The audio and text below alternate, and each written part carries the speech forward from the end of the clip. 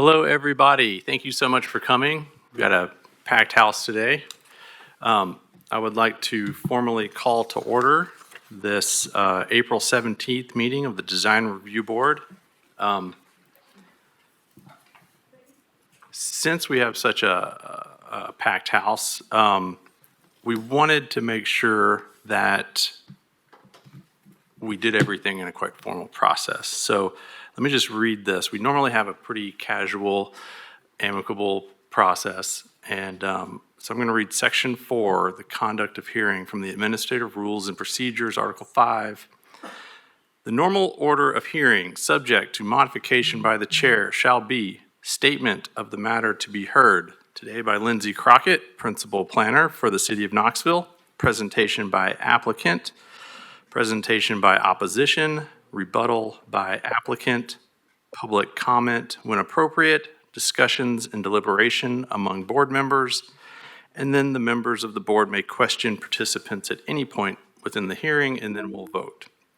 We'll try to make sure that everyone's concerns are heard, but please keep your comments within the purview of the board's mandate, to the point and objective as they relate to the Design Review Board's guidelines, and please try not to repeat points of those that have gone before you.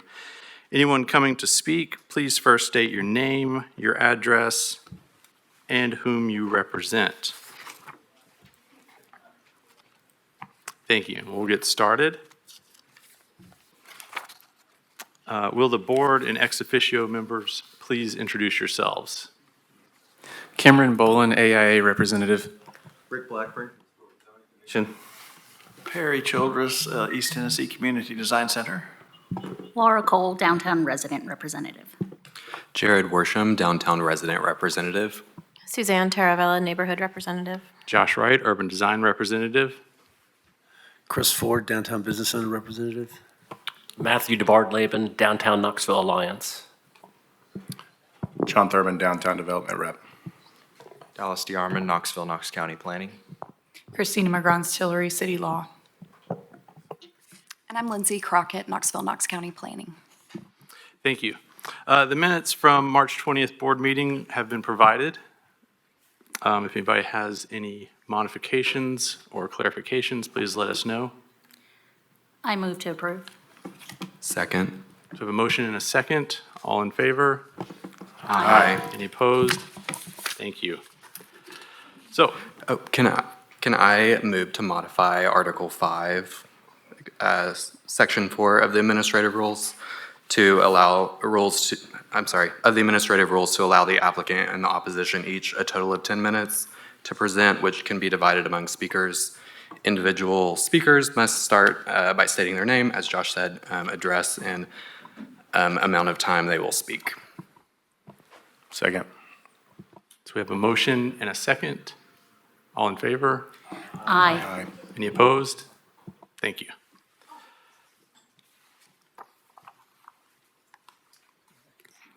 So let's get started.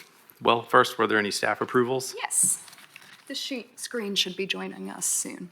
So at 420 Clinch Avenue, this is 4A24DT. The project was the installation of 2 new windows on the alley-facing elevation of the building. That's not shown on these drawings. And then the replacement of 2 non-historic doors on Walnut Street. So you can see the existing conditions at the top left, and then the proposed doors in the bottom drawings. At 313 North Gay Street, there was an administrative approval for a new non-illuminated projecting sign that will extend from a new metal hanging arm on the left side of the storefront. And that's it.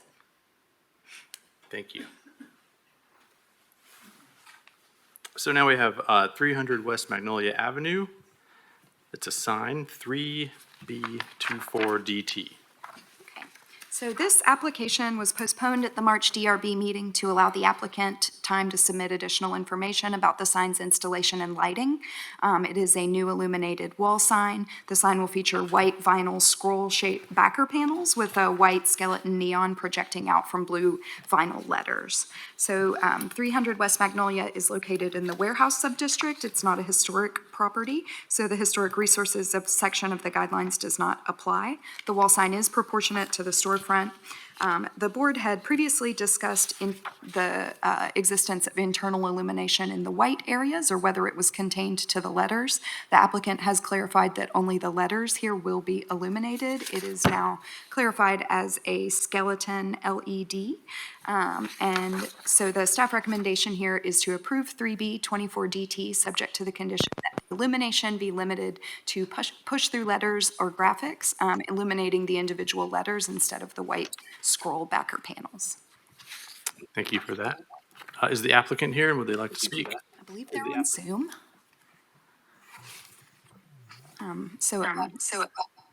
Amit, you are welcome to unmute yourself and discuss. Yes, we've also got Chuck Chalker on Zoom as well, who is on behalf of Fast Signs. We did confirm that the illumination is from the letters itself and not through the backer panel. So we are good to go on that front. We are extremely fortunate and really glad to be a part of the downtown Knoxville community. We are opening up actually this weekend, so I would love to invite everyone to join us for some coffee and donuts. If you've got some spare time this coming Saturday, if you happen to be in the area or just taking a stroll in the Old City area, we would love to come and have you guys stop by and check out the new space. Thank you for that. Is there any opposition to this? Seeing none, I'd like to open the board for discussion. I think I was one of the ones who sort of pushed back last time for more information, so I appreciate the extra detail, especially the section showing how it all works. So I make a motion to approve per the recommendation. I second that motion. So we have a motion and a second. All in favor? Aye. Any opposed? Motion passes. Thank you.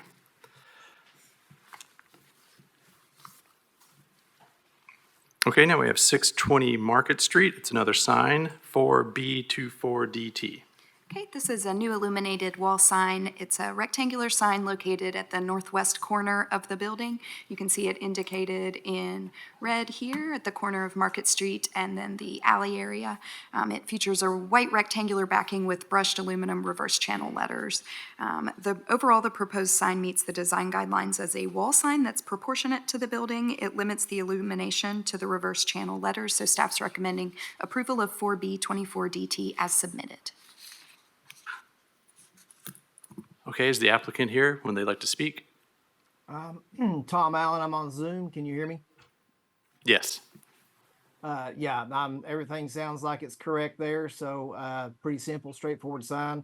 Try to make it match the requirements. So that's what we have to say. It'll all be high quality, of course, and easily readable. So should meet your criteria.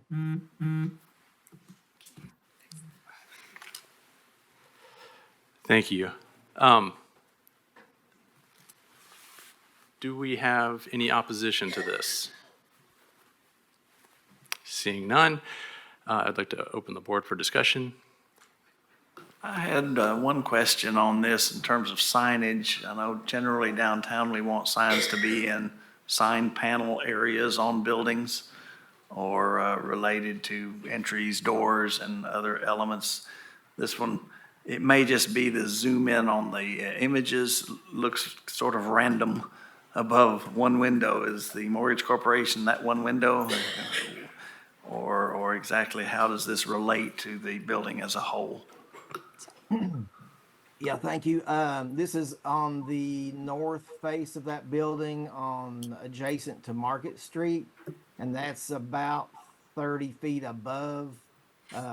There's a parapet wall there and like a little patio area outside their offices. So it's on the, I guess you'd call that the most northwestern corner of that building within a visible line of sight from Market Square in that area up Market Street. So it's not down low, but of course that's a big building. I'm pretty sure they own the whole building, but so there's the only sign on that building on that fascia. Thank you.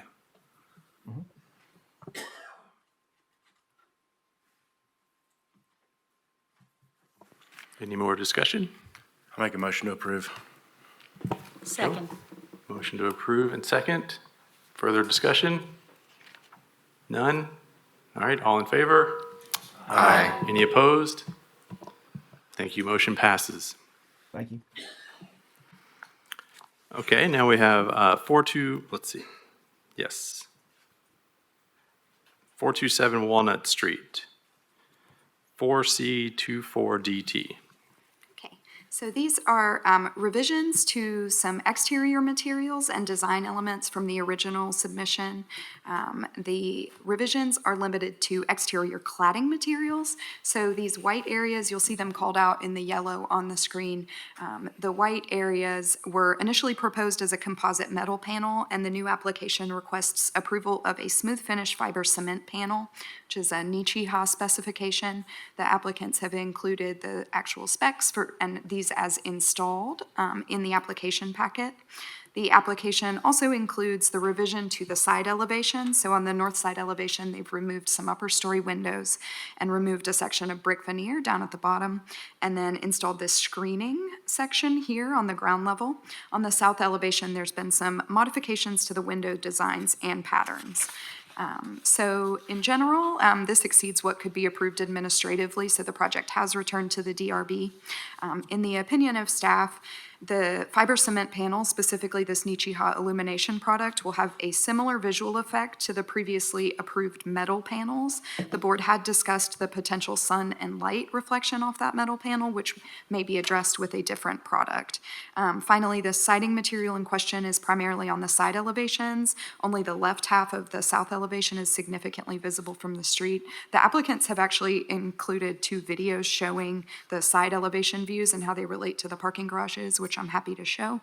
The revisions to the window patterns on the north elevation are appropriate as that closely adjoins the multi-story Langley garage. It will not be visible from the right-of-way on Walnut Street, and then the revised window designs on the south elevation are not a significant change from the previous approval. So staff's recommending approval of 4C24DT as submitted. Thank you, Lindsay. Is the applicant here and would they like to speak? Hi, I'm Tate Wright with Elevate Architecture Studios. So thank you, Lindsay. That definitely covered our intent. We are making this change primarily with a combination of value engineering and also constructability, maybe working with the ownership and a general contractor and really putting together the logistics of how we're going to install these exterior walls. And as Lindsay mentioned, we also feel that the architectural wall panel by Nichiha will have less reflectivity. It'll be a smooth finish, very minimal joint lines. So yes, I'm happy to answer any questions. Thank you for that. Is there any opposition to this? Seeing none, I would like to open the discussion for the board.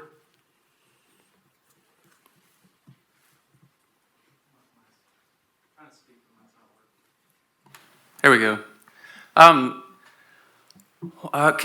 One of the things that I don't think as apparent is there was highlighted BR1.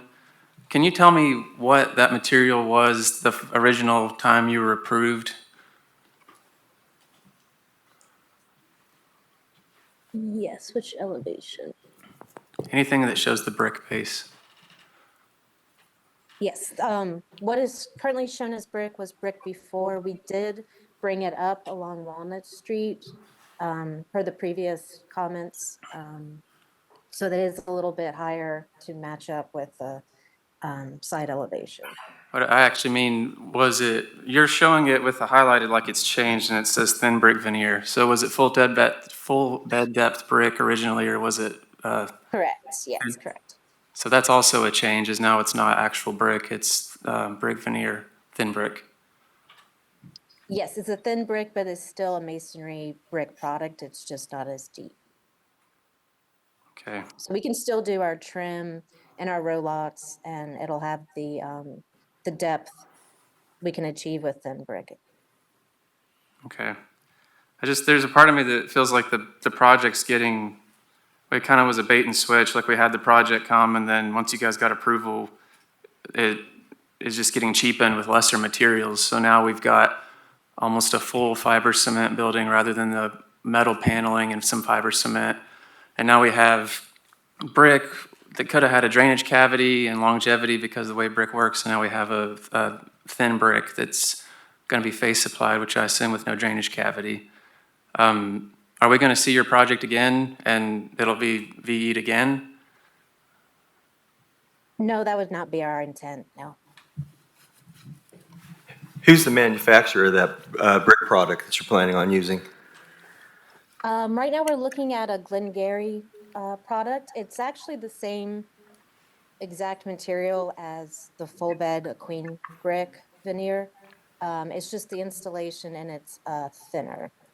Is it pre-mortared? No. No. What is the driving screen going to be made of? We're looking at some different options. Really, it's just about providing some openness there, help with circulation, and air movement in that space. So conceptually, right now it's angled panels, and those could be metal, or they could be fabricated out of a steel stud and clad.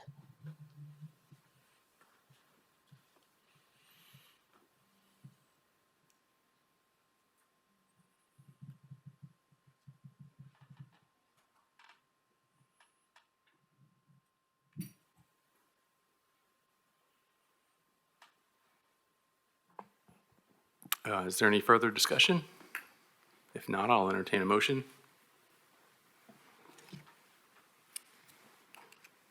Can you show the staff recommendation again?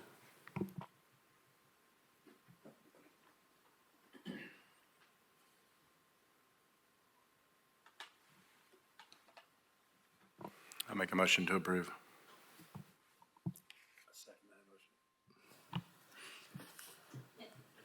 One more time. I second the motion. You, No. leave it on, leave it red. Oh, I second the motion. Thank you. Okay, so we have a motion and a second. Any further discussion? All in favor? Aye. Any opposed? All right, thank you. One opposed. One opposed? Okay, thank you. Okay, now we have 0 West Hill Avenue, 4D24DT. I'm going to recuse myself from participating on this case. Okay. Thank you, Rick. Since I live nearby, I will recuse myself from the vote, but I will stay in for the discussion. All right. So, Lindsay, please give us the lowdown. Absolutely. So I'm going to give a brief summary, but I'm going to allow the applicant to discuss in depth instead of giving that full description of work. I'm going to run through the staff findings and the comments. So just as a quick primer, this is a proposed 15 to 17-story residential construction. There's 12 stories of residential apartments, over 5 stories of structured parking on the rear massing. This building is proposed for an L-shaped site at the intersections of Hill Avenue, Locust Street, and Front Avenue. It's located immediately north of Neelan Drive and the river. The site is significantly sloped towards the south in the river, and the building will be L-shaped with a 6-story massing fronting West Hill and extending south along Locust Street with the larger 17-story massing facing Front Avenue and Neelan Drive. So to discuss the staff comments, moving towards the site, this building is proposed for a series of adjacent vacant parcels. They've been historically cleared and used as occasional surface parking. Part of the building, that Hill Avenue massing, is zoned DKG, so that's the grid subdistrict, while the south massing is zoned DKB, the Boulevard subdistrict. The block on Hill Avenue contains an eclectic mix of historic houses, historic multifamily structures, and a contemporary multifamily building.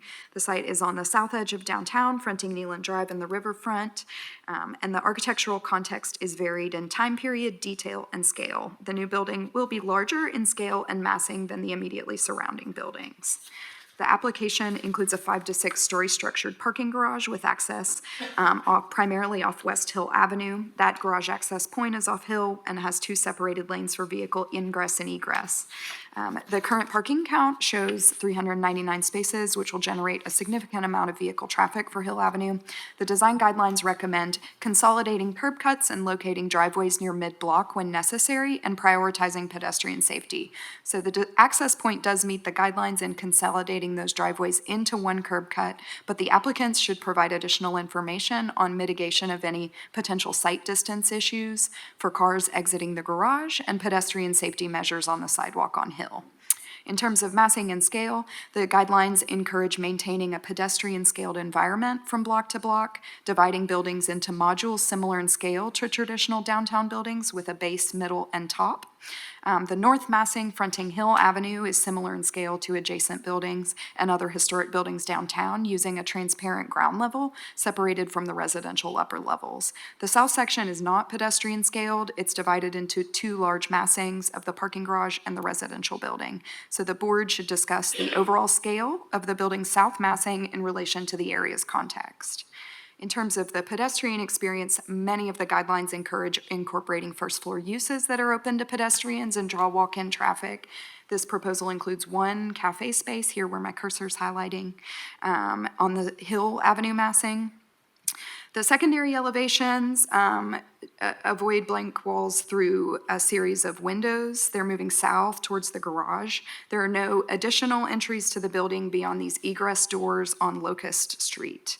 The board should discuss the proposed ground level design within the overall neighborhood context. The zoning code requires building facades abutting public rights-of-way to incorporate building entries no less than once every 50 feet in the DKG. So on the staff findings there, it notes that the project should incorporate an entry facing Hill Avenue to better engage the street and meet the base zoning code's design standards. That revised design has been submitted in response to the staff comments and is shown on your screen. In terms of materials, the design guidelines speak to materials that relate to the scale, durability, color, and texture of the predominant building materials in the area. In this area, it's characterized by a wide array of exterior materials. There's contemporary and historic brick masonry, stucco, and wood siding, along with contemporary office buildings and parking structures. Overall, the proposed materials are compatible with the context. So the staff recommendation is the board should discuss the overall scale of the building, specifically the south massing fronting the river in relation to the context. The board should also discuss the pedestrian level design within the neighborhood context, and then pending board decision and any additional conditions related to scale and ground level design, approval should be subject to the following conditions: that the applicant provide further information on pedestrian safety measures on Hill Avenue, the addition of a pedestrian entryway facing Hill Avenue to meet the base zoning, the final site plan and parking garage to meet city engineering standards, the final landscaping plan to meet the standards of the city zoning code and guidelines. Mechanical equipment or service utilities not shown should be placed on secondary elevations and receive screening as necessary, and then the signage should return to DRB as a separate application, not location. That's a typo. So that's the staff findings. I'm happy to unpack those further, and I can clarify in terms of description of work, but then we will allow the applicant their time. Thank you for that, Lindsay. Is the applicant here, and would they like to speak? Yes, please come forward. And please state your name and address and who you represent. If you hit that button. Good afternoon. Apologies. Good afternoon. I'm Patrick Casson. With my address is. Oh, you're gonna help me out here. 99 Pheasant Drive, Marietta, Georgia 30067. I'm Vice President of Development with Woodfield Development Company, overseeing development for Georgia and Eastern Tennessee. First, let me thank you for your time this afternoon and hearing about our project. Second, would like to, apologies, as Lindsay indicated, this is 290 units over, which will include 10% of affordable at 80% of AMI. We have 399 parking spaces, and we'll have opportunities for public art and other benefits. that would come forward as part of the signage and approval package, is that will be exterior facing. We had the opportunity to meet with our neighbors last week and heard a number of concerns. We think the primary concern you'll hear today will be largely around scale and size of the building in relationship to the context area. In order to present, and here to present that, I'm sorry, is Ben Hudgens with Brock Hudgens Architecture. Sorry, we need to raise it up a little bit. Good evening. Excuse me. My name is Ben Hudgens with Brock Hudgens Architects. Address is 530 Mean Street, Suite 105. That's Atlanta, Georgia, 30318. We're excited to be here tonight. We're returning after the workshop some time ago. We've also met with the neighborhood and received staff comments. So excited to walk you through the project, hear it firsthand from us, and then address any other comments we might have. Next slide. Okay, so everybody's familiar with the site, which you can see outlined here relative to Hill Avenue, Locust Street, and Front Avenue. Next slide. What's really challenging about the site, obviously the Hill Avenue frontage is much higher. In fact, as much as 65 feet above the elevation along Front. So it creates quite a challenge with dealing with such steep terrain. I'm sure everybody is familiar with the slope of Locust and how challenging that is. After spending some time on the site, it became apparent to us that treating the building in two halves was the right move. So you'll see in our proposal that is the approach we've taken. The thought here, as you can see on the screen, that yellow bar is our cafe lobby entrance with doors fronting Hill Avenue. Parking garage is then tucked to the south, sort of in the hole, if you will. So taking advantage of the existing topography, putting the parking garage, sort of dropping again the hole, and then addressing Hill primarily at a pedestrian and street scale, and then the southern side of the building more at the scale of the river. Next slide.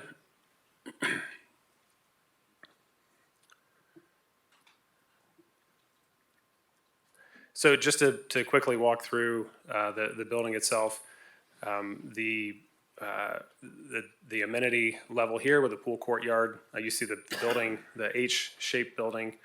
Next slide. A typical residential plan, and then one more. This shows where the building actually steps. One more, Lindsay. Yep. So this is where the U shape of the building facing the river, which you can see, and then the Hill Avenue side to the north, which stays at the lower scale. So this view, again, describes the scale that we're talking about along Hill. You see it relative to our neighbors. The first time we came through the workshop, there were discussion about a much taller building for this portion of the site. We went back and revisited that. Had lowered the Hill Avenue facade of the building to be more in scale. Again, letting the river side of the building address its much larger context. You'll notice, Lindsay, go back 1 second. You'll notice the cafe lobby on the corner there with doors fronting Hill Street to address the staff comments. Next slide. And then along Locust, something to keep in mind, the slope along Locust ranges between 16 and 22%. Just to give you some context, a parking garage, jump ramp or speed ramp where you're not parking, you're just driving is typically 10 to 12%, sometimes as much as 15%. If you're parking on a ramp, it's generally around 5 or 6%. So again, Locust, the slope around 20% creates a challenge with trying to provide activation there. So we do have building entrances, which you can see that kind of march along Locust as you go down the hill. But having meaningful activation there is challenging. In terms of the parking structure itself and the architectural language, looking back at Henley Street Bridge, the scale of this massive concrete infrastructure, but also studying things like the local quarries and caves and rock formations really was the starting point for how we might treat the garage. Next slide. Instead of having a big box that we decorate with screens or murals, the thought here was to express the structure, use candid concrete columns, and really feature or embellish the garage itself. Again, at the scale of the bridge and the river in this sort of riverfront language. Next slide. So again, you'll see here the parking base, a more artful approach for the south portion of the building. Again, the scale of this is much different than walking along Hill Avenue. So we wanted to be thoughtful and creative about how we might create an interesting building that was timeless and could stand the scale of the river. Looking from the other direction here, one of the comments from our neighbors were concerns about balconies adjacent to the overlook. So removed all balconies on that north side in close proximity in response to that comment. Next slide. One of the things that we learned about just today was a requirement for through lots along front to provide fenestration. Again, dealing with that slope and our parking that goes to grade there, as well as the topography change along front, creates a challenging situation there. We do have loading, and our building does come to grade, but it's been brought to our attention that we need to provide fenestration down along front, which we've agreed to do. No need to seek a variation request there. Intend to comply with that request from staff just today. Next slide. Next slide. Scale. So important conversation about scale. Just wanted to show here from the downtown design guidelines. We're in two different districts, Grid and Boulevards. Both districts have unlimited building height. So again, next slide. Trying to be mindful of the context and scale. Obviously, we're not proposing to build unlimited height, but we studied a section along Hill Street, both sides, looking at the building height in our context. And you can see our building sort of dashed in there that blends with this context. Next slide. Again, looking at the Hill Avenue skyline, if you will, just for that street and how we relate. Next slide. Taking a look more at the downtown skyline and how we relate. Next slide. From the bridge. Next slide. And then more of a macro scale. Neyland Stadium over on the left there across the river. Again, we feel like the river context is much different than Hill Avenue. And we are excited about this project and look forward to hearing your comments and answering your questions.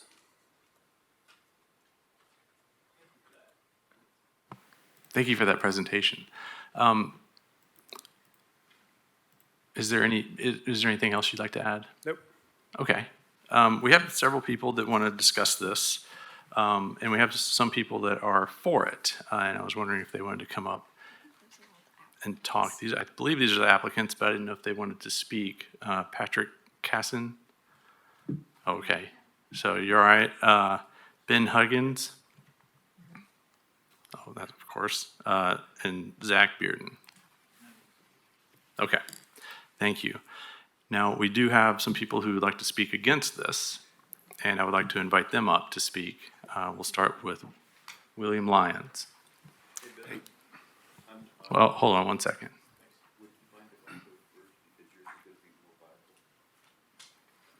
I got a point of order I want to raise with the board. Yes. Prior to any timing. the rules were referenced for this event. If you'll check the rules, it is 5 minutes, now extended to 10, presentation from applicant. Another section, presentation from opposition. Now, as you saw, the applicant's presentation allowed a public, what the meaning of that word usually is, a PowerPoint in today's parlance, and we've requested a PowerPoint and been denied. And I want a stated objection to that. I don't think that is a parallel application of the rules. Thank you for that. Would the board like to respond to that? I've made a presentation available for this. Can you, Bill, can you point out what, I've got the guideline or the administrative rules here. What section were you talking about, just so I could read it? It's that same one I read, isn't it? Yeah, I don't have it right in front of me which label it is, but it's the listing of the rules. It has presentation by applicant. If you want to pass that around, I think you will see that. I think it's Appendix E. I got it right here.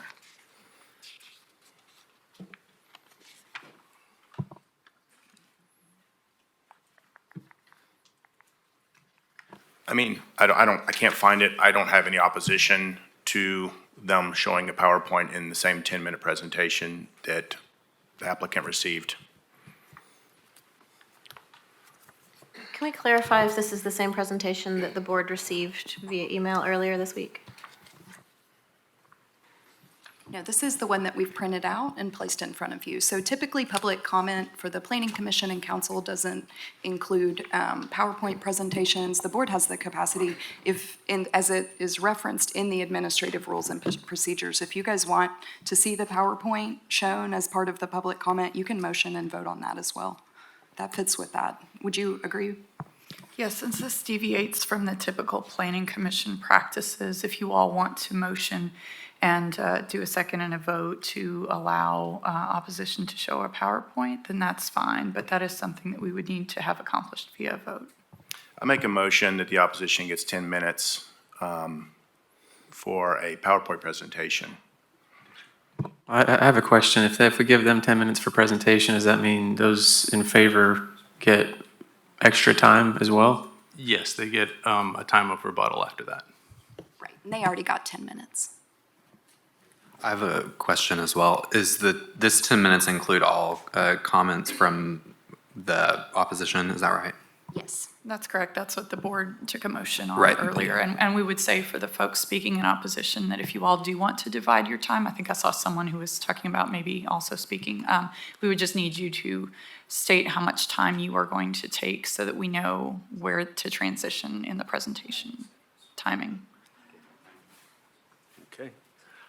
I don't know, everybody is not organized here. The more people that want to speak. Right. I'm going to state an objection to this as well. The rules say presentation by applicant, presentation by opposition, public comment is listed later. Now, it's not like this is a uniform organized group. I've never even spoken to some of the folks here. So hypothetically, if 20 people wanted to speak, we'd speak 30 seconds. So I have a prepared remarks I can make. I can make them in well under 10 minutes, but you want us all to huddle. I mean, this is highly unusual. I have a question This is different than what we normally do, and so we're trying to do it as properly as possible. I have a question on John's motion. Oh, sorry. While it's sort of floating around here, in addressing Bill's issue as well, that allowing 10-minute presentation by the opposition would be in addition to the collective 10-minute comment period. So John, can you clarify your motion? Was it to allow it was just to reference the public comment, including a PowerPoint presentation, correct? I guess I'm now trying to understand the difference in, I mean, I agree, if the opposition needs to make a presentation, that should be fair. So, but I think we're all also aside from my motion, discussing clarity on if there is a public comment for or against outside of the presentation period, and if there's a time limit, and or if every opposition and or in favor is all spoken in 10 minutes. That seems like we would allow additional time for public comment on both for and against outside of the presentation time. So I have the rules printed out here. And it's section 4, conduct of hearing. And to Bill's point, it says presentation by applicant, 5 minutes. Presentation by opposition, 5 minutes. Rebuttal by applicant, 3-minute limit. Public comment when appropriate. It doesn't have a time indicated on that bullet point. Discussions and deliberation among board members, and then vote. So we did pass a motion earlier in the meeting to extend that 5-minute time to 10 minutes. And that was my understanding of the vote, that it was just extending that 5 minutes to 10. That's for correct. each side. That's correct. Okay. So according to our rules here, we're already allowing the opposition a 10-minute presentation, and then public comment when appropriate, meaning, I think, whomever signed up to speak could speak. Is that the understanding? Yeah, I would be in favor now that you've reviewed that. That the presentation by opposition, which is what we're doing now, I would be in favor of that being allowed to be a PowerPoint presentation. That's my motion. I second that. Okay, we have a motion and a second. Any further discussion? All in favor? Aye. Any opposed? Okay, thank you. So William Lyons will be able to do a PowerPoint presentation to the board. Okay. Thank you very much, and thank you for allowing us to make this presentation and for your interest in this project. And we also are appreciative that we have developers interested in addressing this important parcel in downtown. I'm going to start off giving a little history and context to this. First, I'm speaking on my behalf. I know I represent the opinions of many others, but I can't list them all in any official context. I'm a multiple stakeholder in this enterprise. I'm an owner of property in the overlook next to this property, a longtime downtown resident with a longtime commitment to the waterfront, both south and north, participation in the development of the waterfront, public investment, both south and north. Person at the city, when these guidelines were initially created, responsible for developing these and also working with city council toward their approval. So I think I understand these guidelines very well, and I come from it as a stakeholder with many portfolios here. First, to context, as many of you know, the Downtown Design Review Board did not exist until fairly recently. The impetus for its existence was a project you may be familiar with, the Hampton Inn, where the original design had 4 or 5 levels of garage fronting one of our most critical corners, which was Main and Henley, where we at the city worked with every tools we had with the developer, with the property owner, to say that nothing could be worse for a signature corner but pure garage. I think anybody studying indicative urban design realizes that. We managed to, with the cooperation of the property owner, with some incentives from the city, from some other tools, get that design changed. The reason that's so important is these large buildings at critical corners on critical avenues are not like other properties. They impact everybody. The view the view from everybody from all directions is critical. The actual facade of the building is part of the public public holding in many ways. So I think that it's very critical that we get these large projects right. And the Hampton Inn, the argument we made was, it applies here, this is a 100-year decision. The structure will be there that long in a very critical area. So that means, obviously, this is very important. So what I want to get into now, if you go to the next slide, is the Boulevard District. Again, marshaling these guidelines through both the committee that did them, the task force, and city council with great public participation, multiple meetings. There's a reason that we have a Boulevard District. It is not meant to be the back door to anything.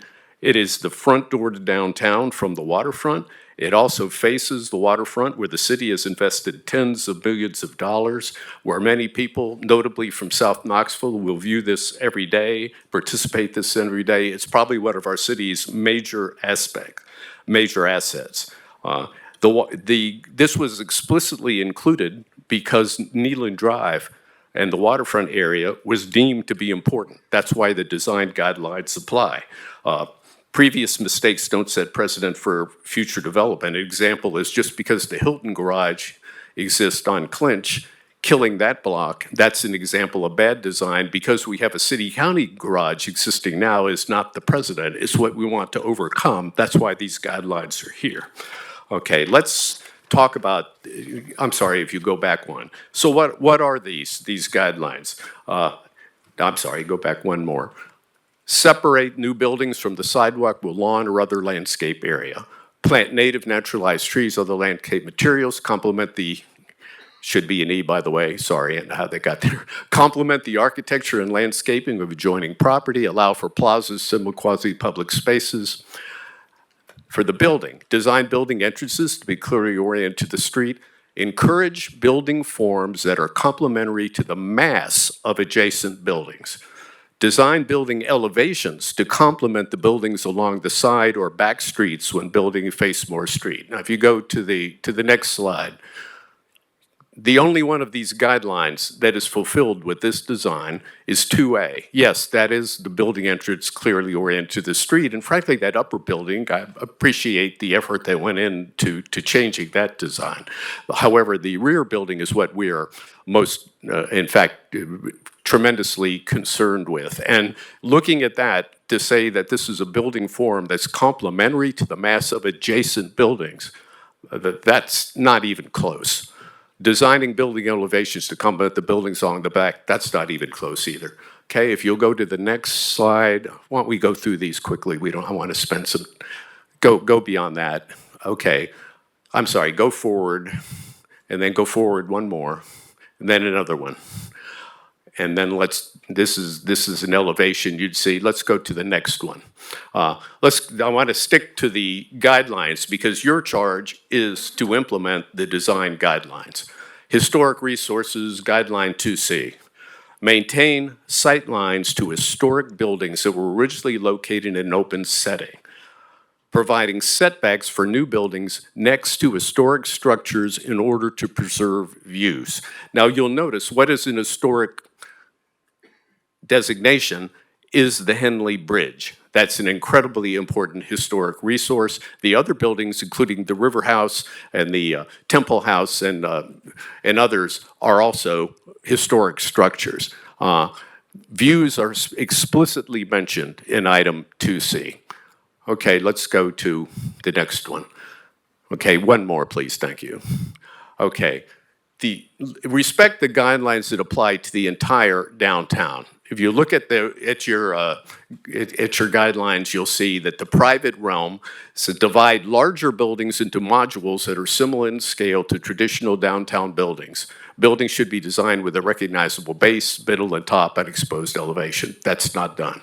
Avoid blank walls against street-facing elevations. This is critical. If there's anything worse than a blank wall, it's a garage wall. And to take the part of the Boulevard District explicitly covered and encouraging street-facing architecture, inviting folks in, enlivening that streetscape. The creation of the Boulevard District was not meant to ignore that mandate.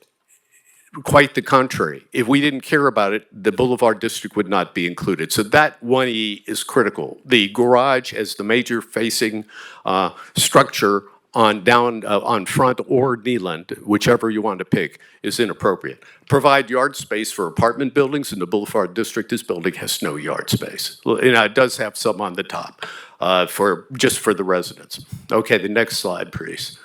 Okay, let's talk process for a moment. Now, none of this, in a sense, nothing illegal being done here, but We're talking about a $100 million project with 100-plus years of impact on one of our most precious city, county, and regional assets. There was a workshop a year ago with public comment. There were no changes made to the lower section despite that being addressed. Since then, we heard nothing. 1 week before this meeting, the neighborhood was invited to a reveal meeting, not a discussion, not input, to be shown the drawing.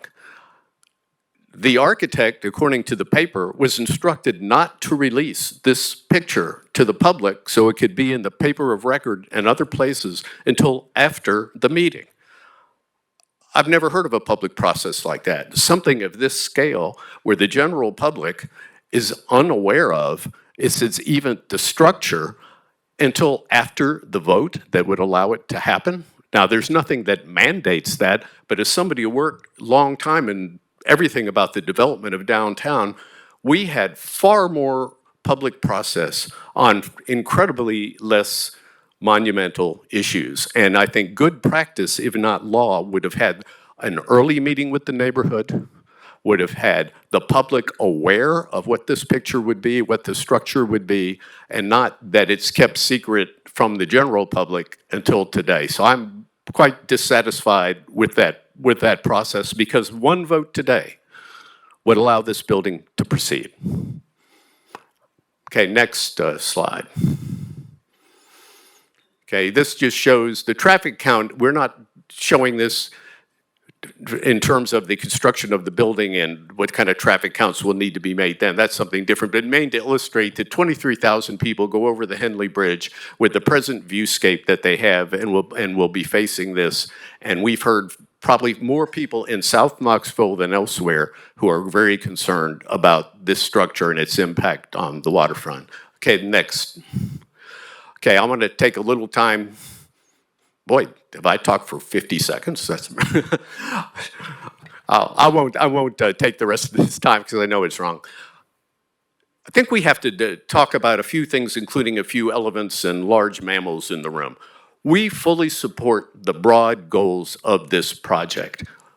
Everybody involved, especially us in the Overlook, not only are willing to accept large-scale construction, multifamily, hundreds of residents in the area, we encourage it. We encourage the workforce housing component.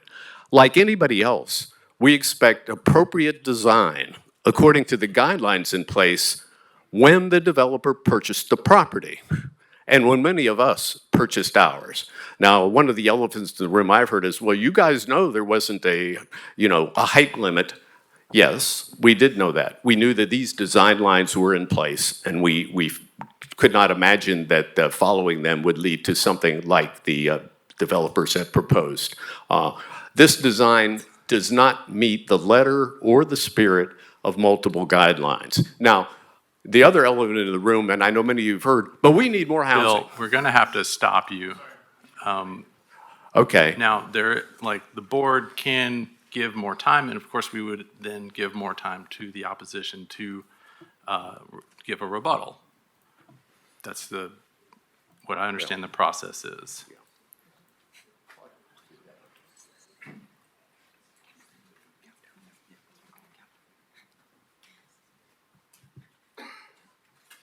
Okay, so if we don't want to give more time, then we can have the rebuttal. Now, if we don't want to give more time to Bill, what I didn't understand was that was a total time? Do we want to allow these other people to speak who have signed up to speak? Correct. So you guys discussed the public comment section that's referenced in the, after the rebuttal. After the rebuttal? Correct. Yes. Okay, just making sure we're all on the same page. Would the applicant like to come back and speak again?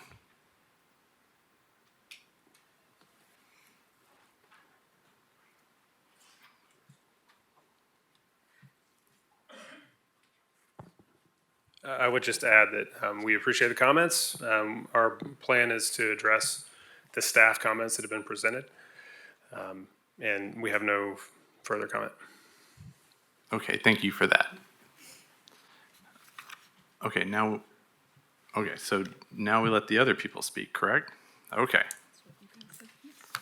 So we have Eric Zena. Is that how you say your name? Not exactly, but close. Well, please say it for us and give us your address and who you represent. I'm if Eric any. Zena with American Accessories International. Background a little bit, so maybe it'll give me some credibility at the table. I'm a design engineer, 41 years experience. In fact, I will be speaking at the Capstone Design Conference at the University of Tennessee for over 200 design engineers the first week of June of this year. I like them down.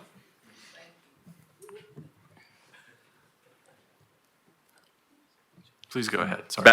Yeah, I didn't need that. Background a little bit more as well. I served for the Board of Advisors of the University of Tennessee Tickle College of Engineers for more than 13 years. If you drive down Nayland Drive, you'll see the Zena Engineering Complex. That's named for me. A fine architectural firm did the work on putting that together. One of the things they recognized in the building of the engineering complex was making sure that the designers and the architects understood that that would become the new south entrance of the University of Tennessee Tickle College of Engineering. We had old buildings that had served their time and were going to be replaced. And we had to make a statement as we entered into the College of Engineering from the south side, just as important as the north side. So if you ever visit the Zena Engineering Complex, you will see the north side is just as architecturally beautiful as the south side entrance, and now Neyland Stadium is working to catch up. I ask you to take into consideration, this is the new south entrance of Knoxville. As you put a building there and you make it a residential complex with primarily garages being the vision, that is the south entrance of the city of Knoxville. Is that what you want? Or do you want to make a statement of appearance as to the pride of the city of Knoxville? Now, I will also say, I was not invited as a neighbor to this meeting that took place. I own 20,000 square feet of space kitty corner to this site. No one reached out to me. I own 2 floors of the Bank of America building. But nobody with the Bank of America building was included in the conversation as to this development and what would make sense. And this will, quite frankly, as far as I can tell, equal nearly the height of the Bank of America building and block the view as it comes across. We were not included. It took the Knoxville News Sentinel to give us awareness. And now we're trying to figure out what's going on. So I've only got 22 seconds. My request to you guys is this is not just a sign on a building. This is not simply a new facade to an existing building or even a corner within downtown to same height. You are approving or creating the new south entrance to the city of Knoxville, and take that seriously into consideration before you approve anything. Thank you for your comments.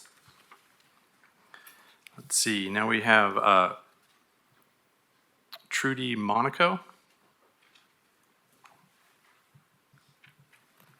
Hello, thank you for letting me speak. Please state your name and address first. I'm please. Trudy Miller Monaco. I live at 202 East Redbud Road in Knoxville, in South Knoxville, 37920. I live in Lake Forest and we own our home.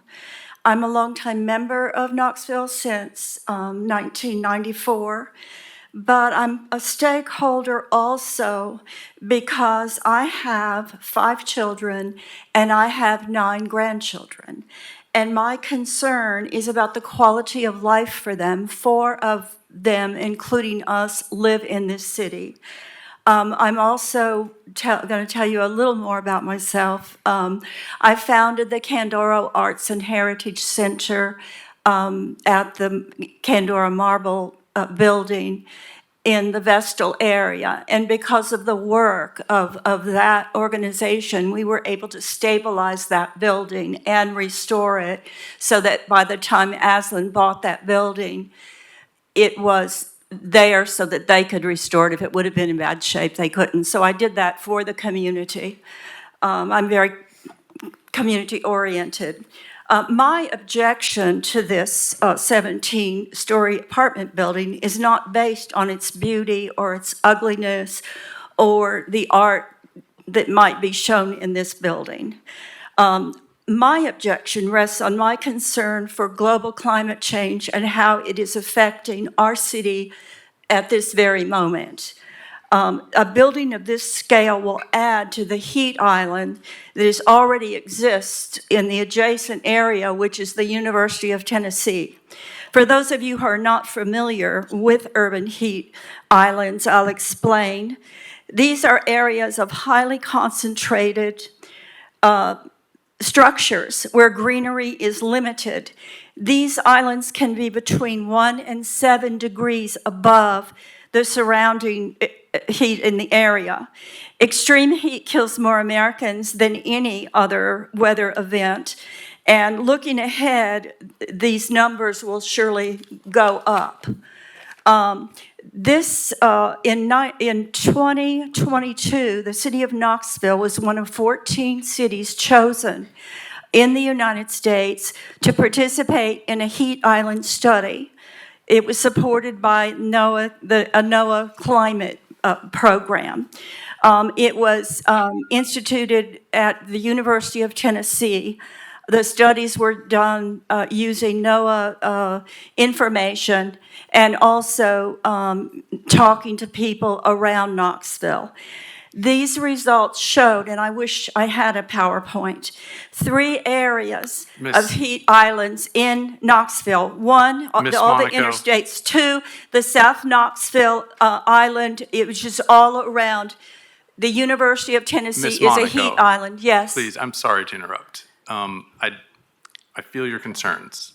That is not the purview of this board. But can I finish, please? Because I think the board needs to also consider this. What's that? Well, I mean, the time is up. Okay, well, okay, but you're putting this right next to one of the large heat areas in Knoxville. And the other heat island is across Henley Street Bridge where all of those apartments were put in. And if anybody wants to check this out, they can check the study with the University of Tennessee or NOAA. Thank you very much. Thank you very much. I'd like to invite up Rob Quillen.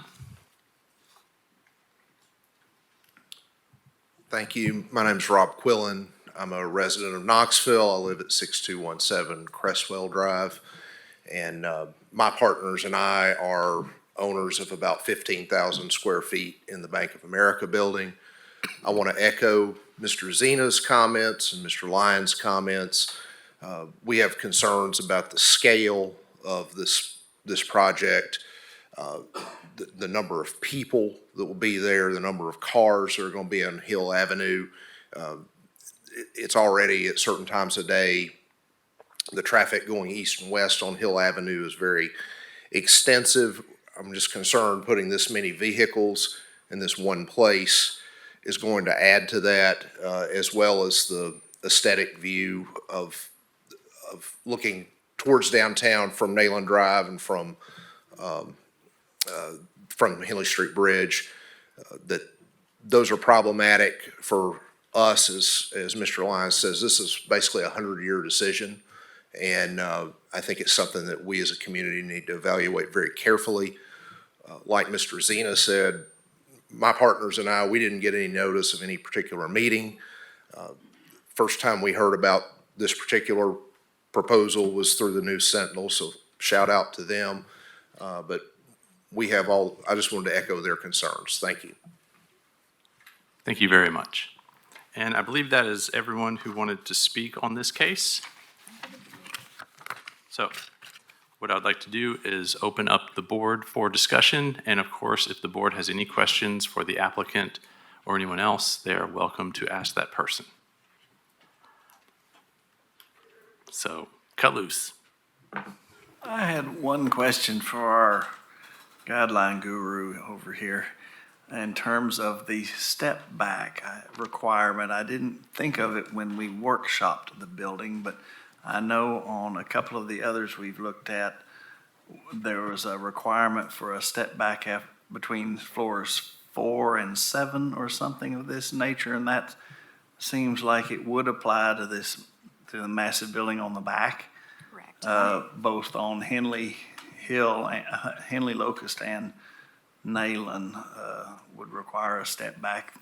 And I'm going to request that Brian Berry, with the City Plans Review and Inspections, provide some clarification on the district standards there.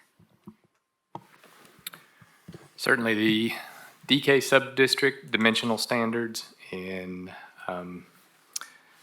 Article 5.5 talk about buildings over 85 feet in height are required to incorporate a step back a minimum of 10 feet from the street facing facade plane. Such step back must occur above the 3rd story and below the 7th story.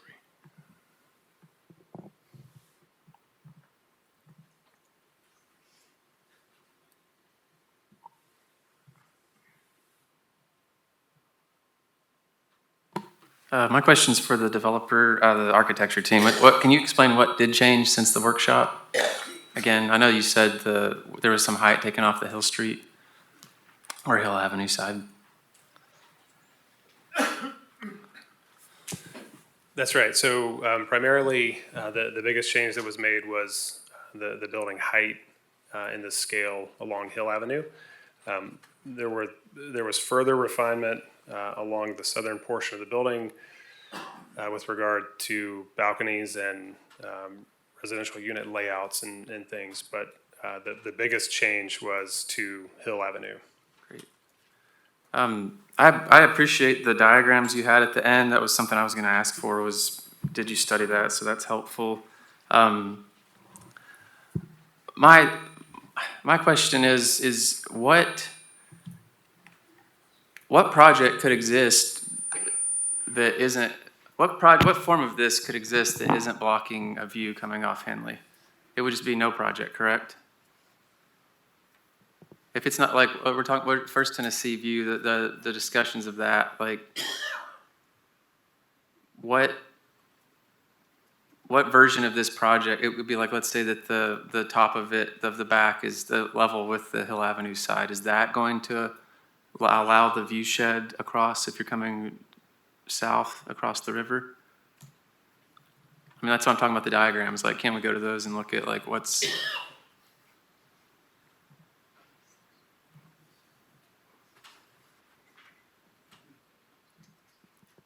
I mean, obviously that's a bird's eye view, so I can't really tell. That's better, yeah. That's a good view. So let's say those entire top floors are gone. There's a lot of, you're not seeing a lot. What drove, I mean, this is, if it's unlimited, what drove the height that you guys have? It's pro forma based, but so what drove the height?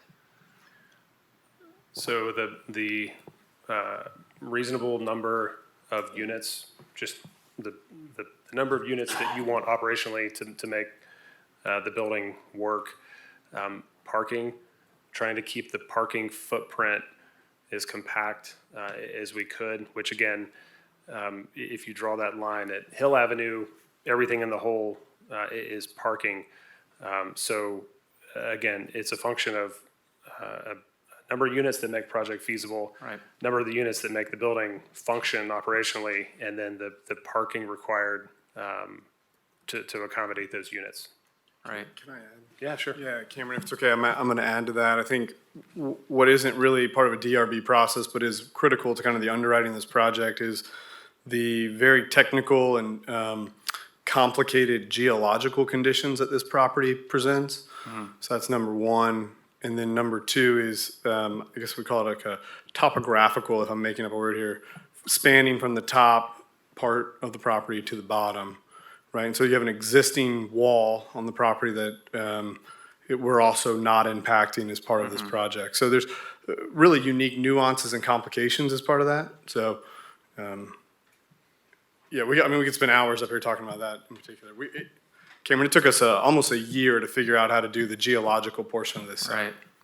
I guess what I'm trying to get to, and I'm kind of fumbling, is just, there's nothing that we can talk about today that is it's either there or it isn't, and there's a lot of like what we can talk about if it is, but like, I don't think we're gonna sit here as a board and talk about what are tweaks that can go in the scale and massing necessarily that can really bring it to any resolution that's going to appease the comments that we've got, which we have a lot of varied comments, but I'm trying to set the tone for that, and I'd like everybody to talk about it.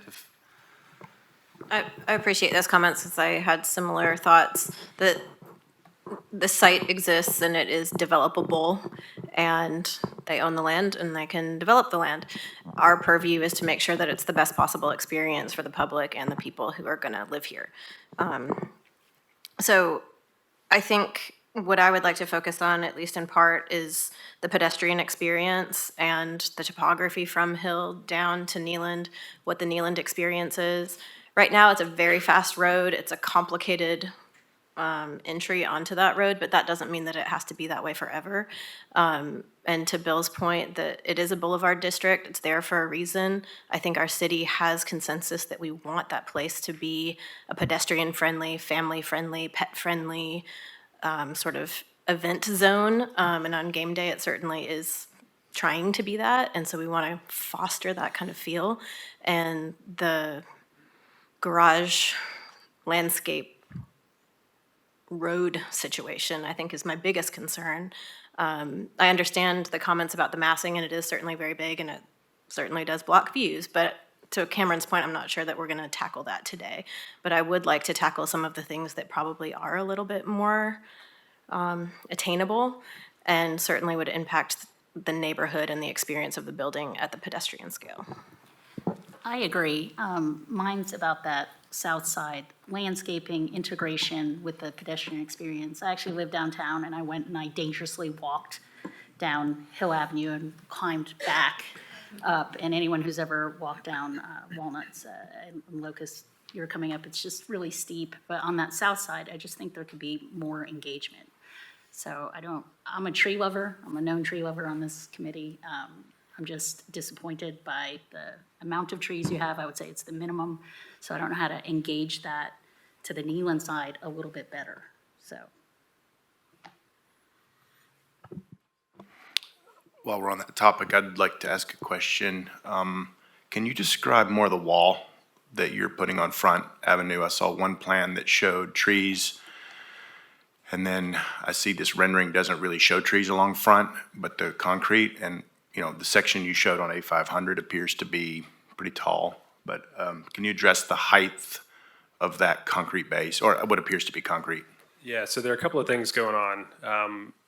One is we've got, as Patrick mentioned, we've got subgrade conditions that we've got to deal with, right? And trying to excavate, because currently Front Avenue sits below the vacant lot, which then climbs up to the Hill Avenue elevation.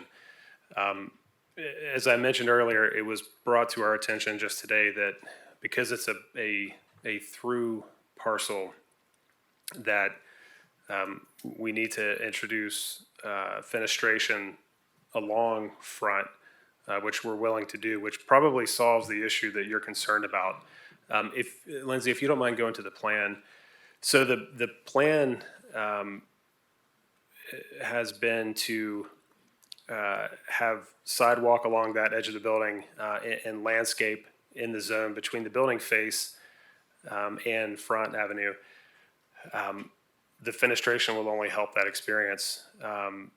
So we hear your comments and are certainly willing to help improve that to the degree possible.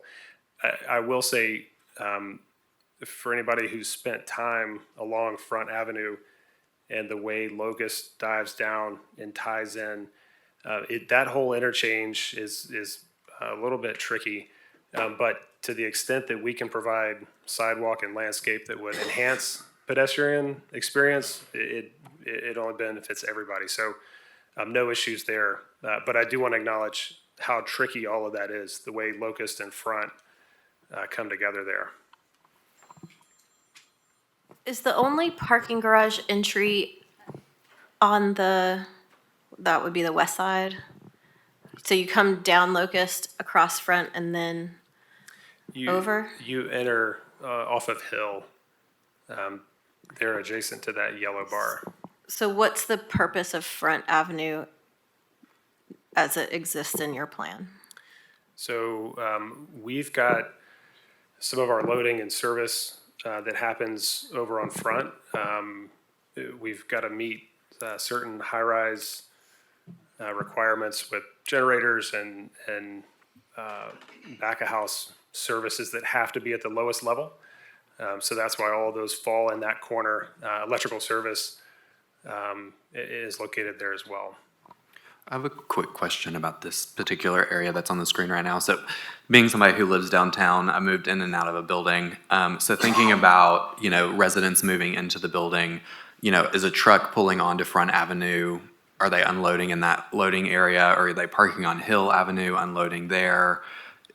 And even on the Hill Avenue side, if I remember correctly, the entrance is recessed into the building. And so there, you'd be moving items up that kind of primary entrance where cars are entering, that kind of, I'm just curious if there was any thought about that.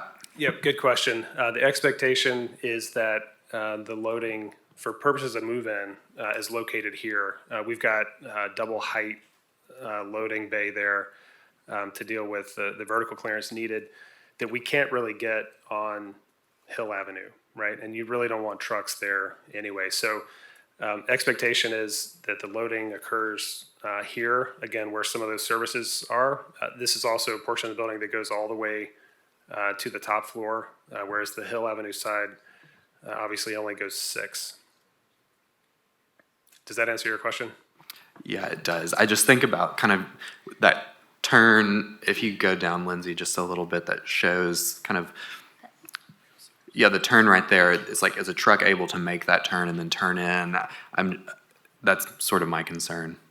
Yep, it's a valid concern. It's something that we've studied with civil engineer, how we're dealing with fire access there, how we're dealing with truck turn or truck maneuver for loading. So I share your concern, but it's been engineered at least to this point.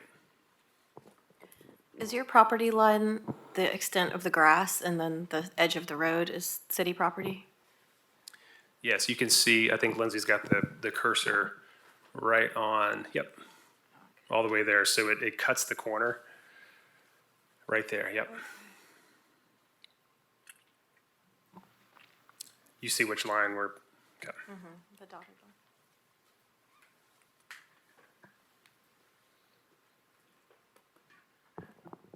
Is there some kind of curb cut that goes from front down to that ramp under the item 5? There's like a little driveway. Is that left over from something else? Could you talk about the landscaping that is in between? I mean, it looks like the overlook property is generally maximizes the lot. You're trying to maximize within setbacks. What's that? Describe the green space in between all these properties. It's just green. Good question. I'm not sure that, yeah, I'll let. Yeah, it's, so what's on the back side of Overlook is that wall that I'm talking about, that existing wall. So behind our property, that would stay green, just green grass space at this time. You're talking about the stone wall? That's correct. Okay, Yeah, that so remains? That remains. We're spanning that. Even on our own property, we're not touching that wall. Again, that presented a very technical challenge that is beyond my understanding. Where in this drawing is that wall, for reference? I thought it was further into your parking garage. That's why I'm asking. Yeah, it's sort of, it cuts Okay. across the drive, just north of those Just goes straight elevators. across the- Yeah. Yeah, if you were to just Okay. cross right under that. Yeah, so the green between that wall and the street, again, we haven't gotten too much into landscape design, but I'm assuming it'll just be planted nice. So from the architectural drawings are at design development level, right? So we have DD level pricing and landscape drawings are at schematic design at this time. They follow about one stage behind typically. Again, I just would say, the base of overlook is 35 plus feet to the bottom of that site where Right. that space exists, so. Do you have a landscape architect We do on the team? Site Solutions out of Atlanta, Georgia. Okay.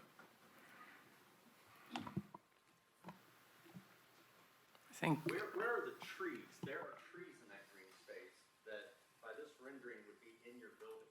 Where are the trees?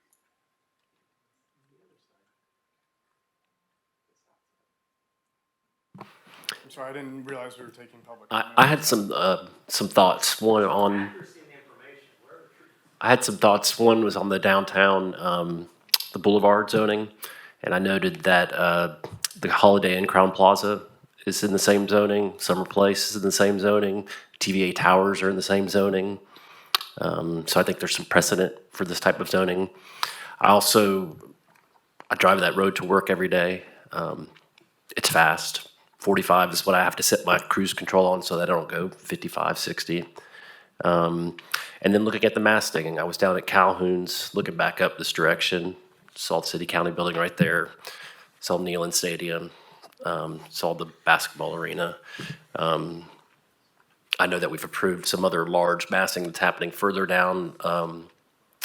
The apartment place that's going to wrap around that other building is also going to be on the waterfront down there.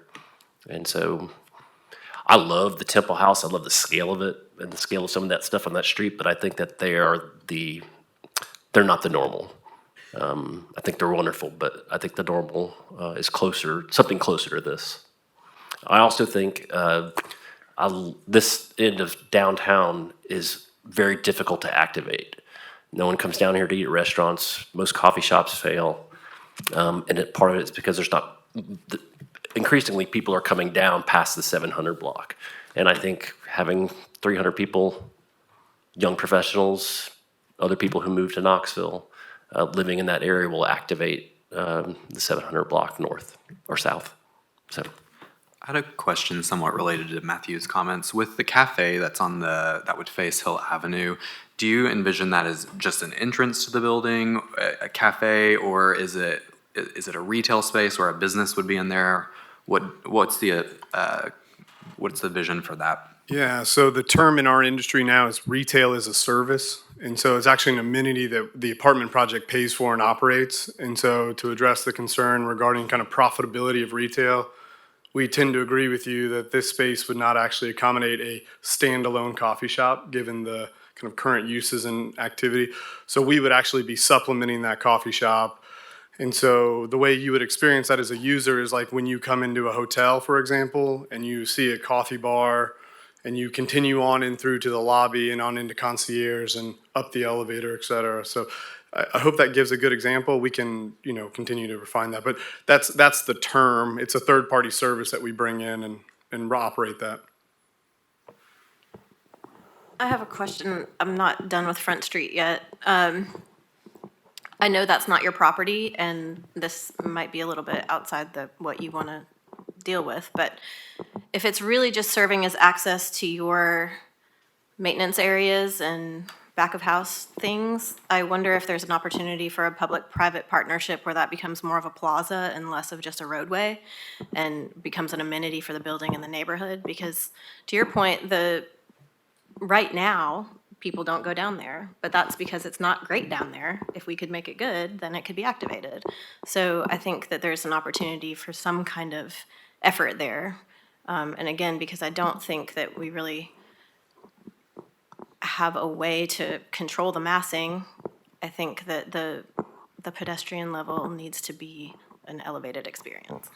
I think to follow, go ahead, I was Josh. just going to clarify, Front Street is used by Maplehurst. It is, the people that live in Maplehurst come down under the bridge and across Maplehurst to get on Neyland. Sorry, go ahead, Cameron. I was just going to say, to follow up with what Suzanne said, we're talking a lot about, like, at a high level, we're not saying yes or no. We're saying what can be done that makes this viable and useful and people want it. So like I think I've got it broken down into like 3 categories, at least for myself. We're talking a lot about human experience, both on foot and as the view, the legacy that we're creating, like at that corner, which then I would contest the other corner, then that's, I guess, the next piece. But we're also talking about design.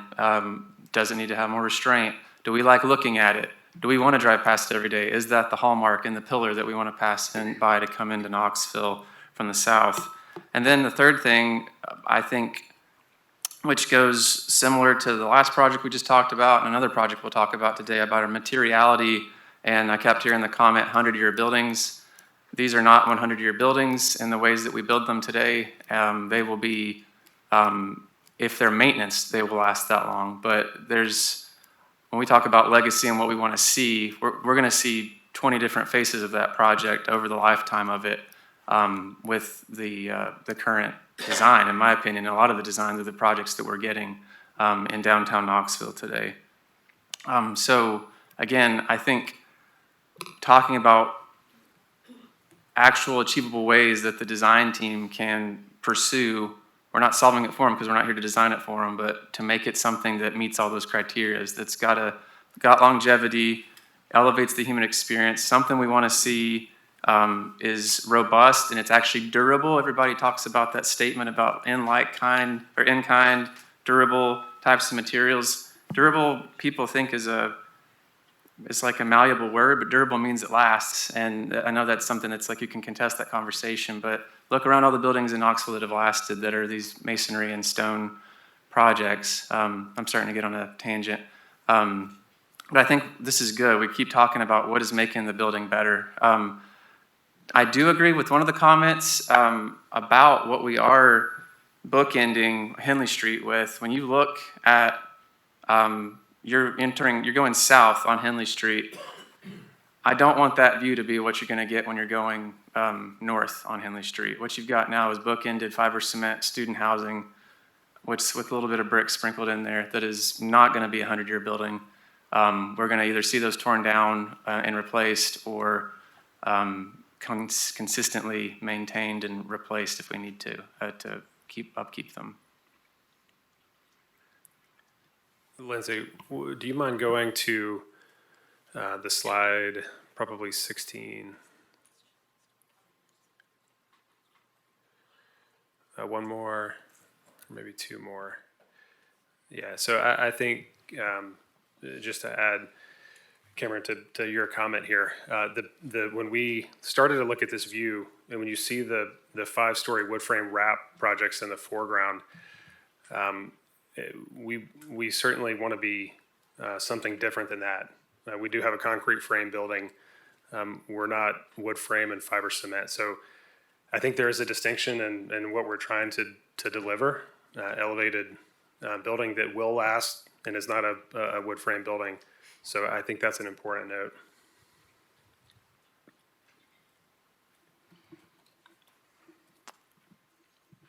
My one big concern is that we have shown this. This is in the Boulevard District, in the same Boulevard District that lines Henley Street and Main Street.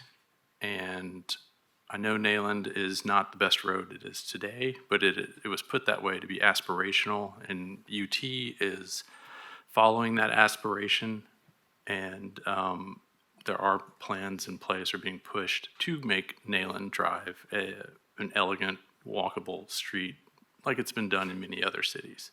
And so my concern is having that garage the way it's designed right on that street. And would we allow that to happen on Henley Street or on Main Street? I got a couple comments about that, Josh, and I guess, one, I mean, when I look at this map, this building fronts Friend Street, not Neeland. So there's a sliver of property between Neeland and Front that is very thin, that's not part of this project. So when we talk about accessing Neeland, like Dr. Cole, I walked down there, slid down there, stood down there. It's a lot happening. And you drive down Neeland and until until you get more to the engineering building. I mean, there's steep slopes, no sidewalk, very, very inaccessible, and there's a big wall between basically Neyland and sort of downtown there. But I mean, I don't disagree what you're saying. I'm just saying that this as approach to Neyland it's not there. It's at Front Street or Front Avenue. So, and then also, I guess one thing I feel like we need to discuss as a board is this property very much is on two downtown zones. This is on the grid and on the boulevard. And there's been a lot of attention to boulevard, which is obviously a big part of this project, but it's also on the grid. So deciphering and breaking that down is, I think, an important part of this project. Well, it's interesting how the large building, in a way, is on 4 streets and isn't on any streets. The way front basically is an alley behind it. It doesn't touch Henley. And it's on the entrance ramp portion of Locust. You mean Neyland? You said front doesn't touch Henley. The building doesn't touch Henley on that side, and Front Street's like an alley. On the Neyland side, we've been really discussing as if it faces Neyland, which, you know, visually it does, but physically it doesn't. And the only section on Locust is right there where you're at a 20% ramp grade. And I like the discussion about creating a future pedestrian experience for those areas, so that I still see that as a possibility.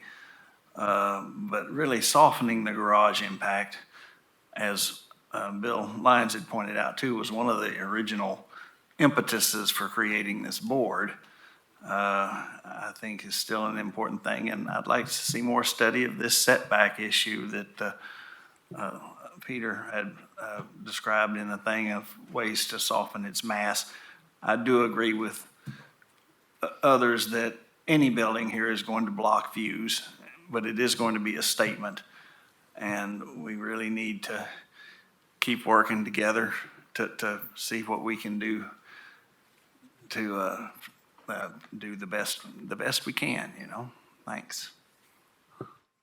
Like one study that'd be very nice is to have, like you have 3 buildings from what we've discussed today. You've got, or 3 responsibilities of the building. We've got the Hill Avenue building, the brick part. We've got the Henley Street chunk, with the party deck in the middle with the pool. And then we've got the garage on front. There needs to be care given and like perspectival studies, experiential understanding of each of those, like zoomed in, not bird's eye up, not real far back, but like up on it. Because that's how ultimately we're all going to experience it, I think, in the most granular level. But all of that is opportunity, all of that is aspirational, all of that is exciting, and I think it's something that's like, this project could do it, and it's already at the party of the way it's broken down, those 3, that 3-part diagram is actually lending itself to be able to address each of them. Now it's like, how do we do that? It's like, should the south side of that garage, or east even, is that the face? Does that have a face? It's where it's fronting all over the project, which is super important to be studied. I venture to say that I don't believe that the current U-shape opening up to Henley right now, this is welcome to Knoxville, people sitting out there sunbathing on a pool, is what I really want to see for Knoxville. I'm also not saying that it's the wrong thing. It's just that, is there a better way to do that architecturally than to have that? Well, for the record, that sliver of land is owned by the United States of America. So. I wonder if they have any plans for development of that piece of property. Probably road plans. I have one last question. Are you a pet-friendly building? Are you going to allow dogs and? We do. We are.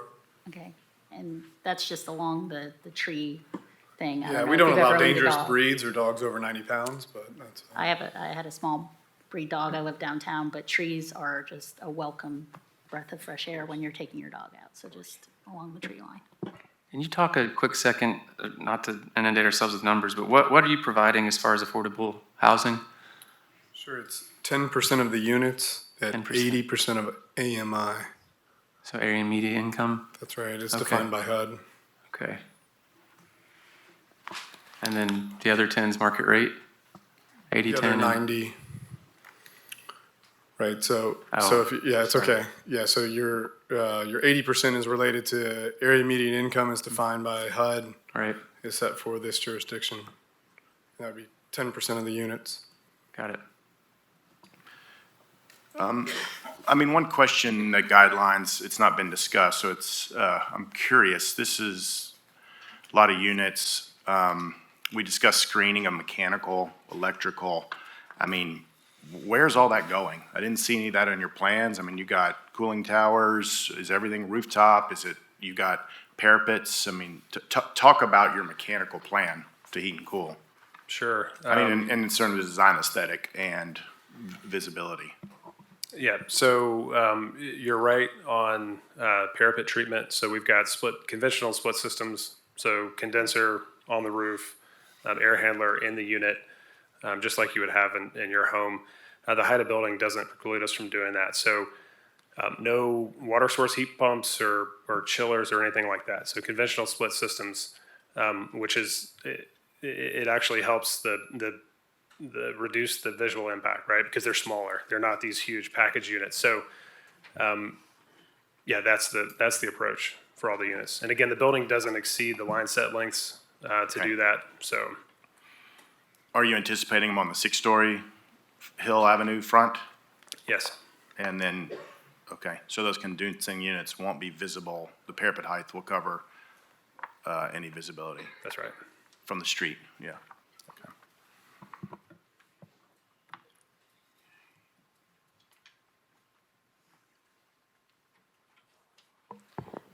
I think that Perry hit on something that I had not considered before, but I think that because the massing doesn't really touch a pedestrian experience, like I think we kind of want it to, but it can't because of the extent of the site, that it's this like untouchable object. And so the way that you interact with it is only by living there or going to the cafe at the front.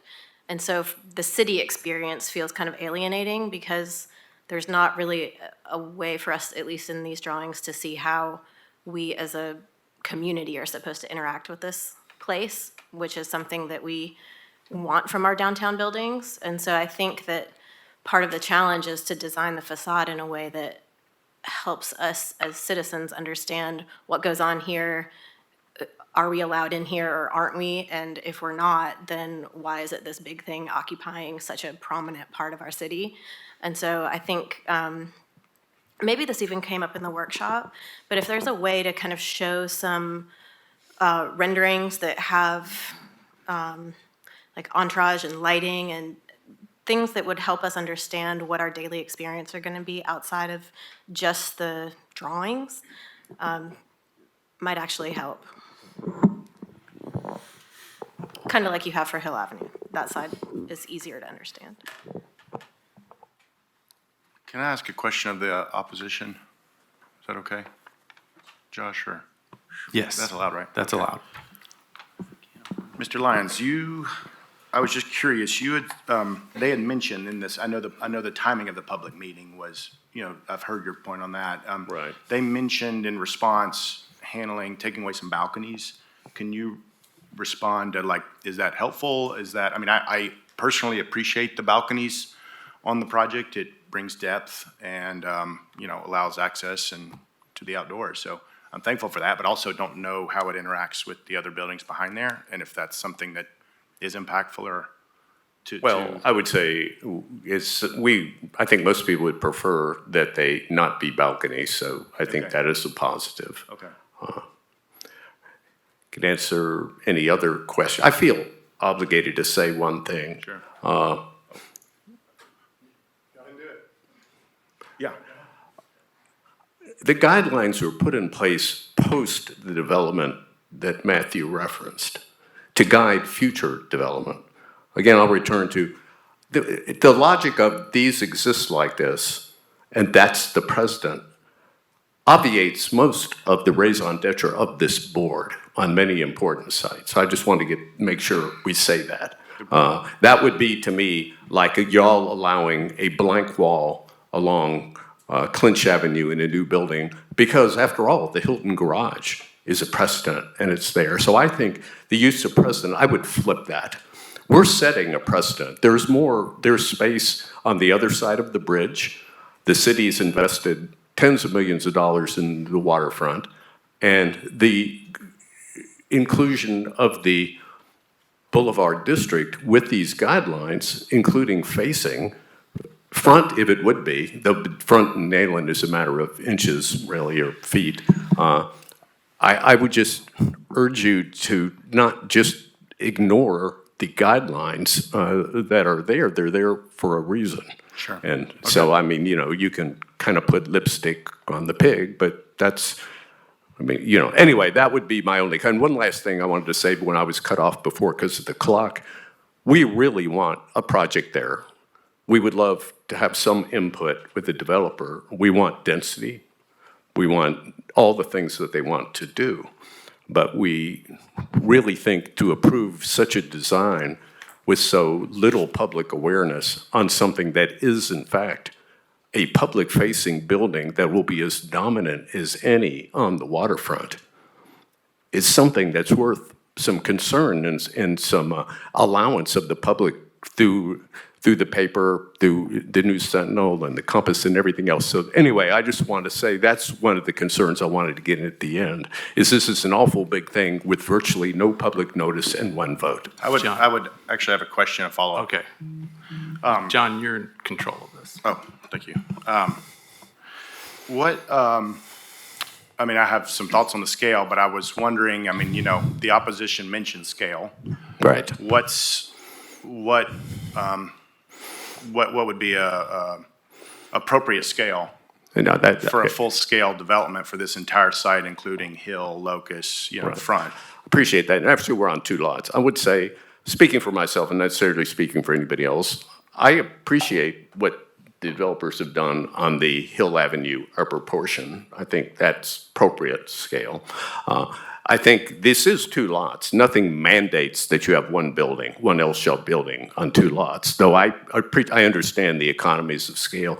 To me, the appropriate scale that does give a return to developers is literally is having a lot less garage, having the building massed possibly with a tower. I mean, I'm not an architect or design, but something that does preside an entire wall. The form-based code for South Waterfront, we spent a lot of time on, that mandates buildings be split. There are all kinds of design elements that are preferable, that work against one solid mass of wall. Little tower, a little change in elevation, other things that could be done there that I think would make it much more amenable, and also take the mass of the garage as being the thing that fronts that fronts front or Neyland. So we would like I'm just saying for myself, to delay the approval of this pending some discussion, real discussion and input.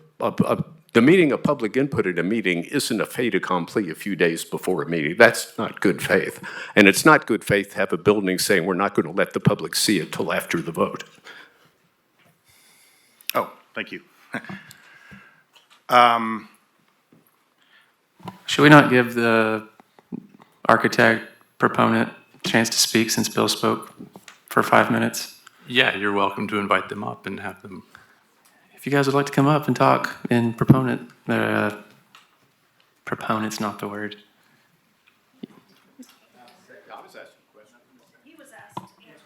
Yeah, that was in response to the question.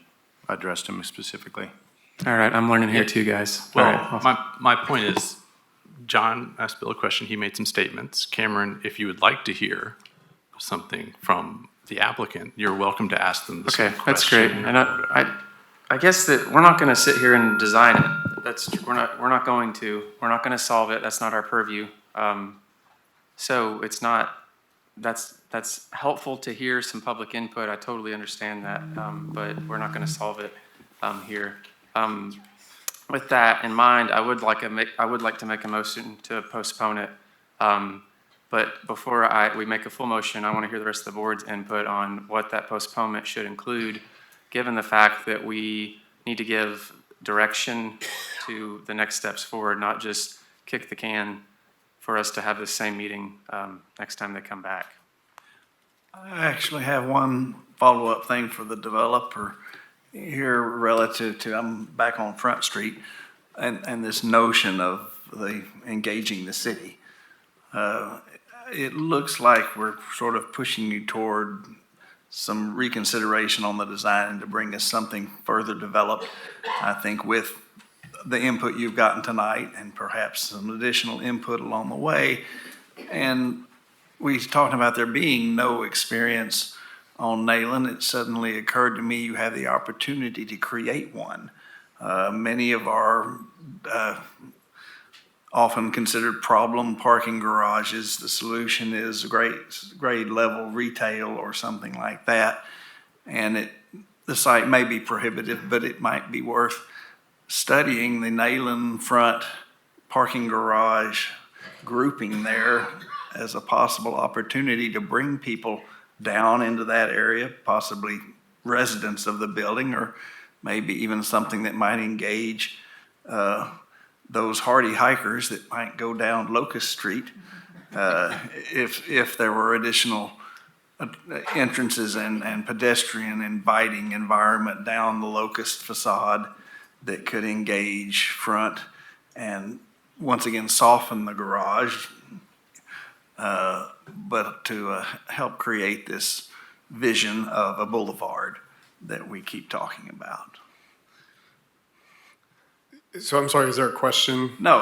Okay. It was, well, the question might have been. And I don't mean to really come off as rude. I understand the comment. Had you studied a public area down there or any use of that other than back of house?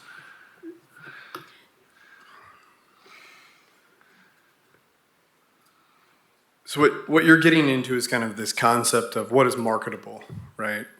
Right. I would love to say that we're able to do this and not need to charge rent, for example. That's unfortunate, kind of the way that this works, right? And I'm not meaning to belittle the comment. I'm meaning to provide some context to my response. I think for us, we already view currently the condition at Hill and Locust at the corner is a difficult kind of corner to already activate.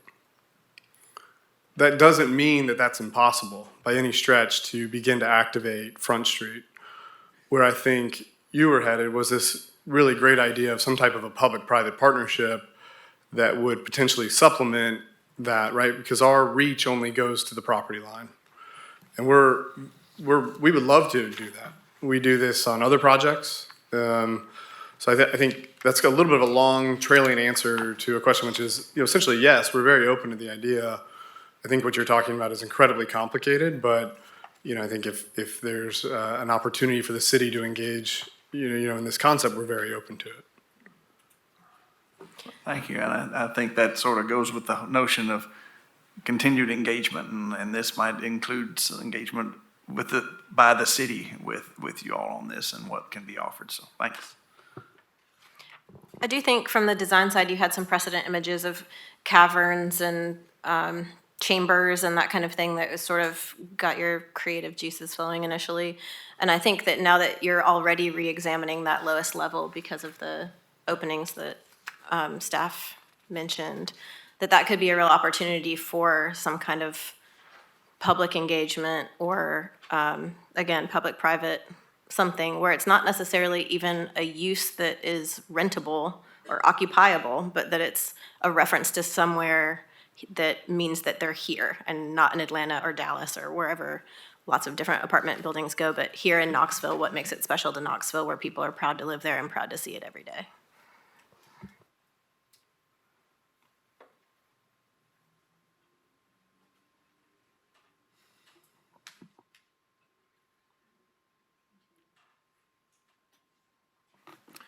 I'd like to see more detail, Cameron, to your point. I'd like to see more detail related to, obviously some things have come up. I echo the concerns that we need some time to discuss this and digest all the comments brought. Some of these views of,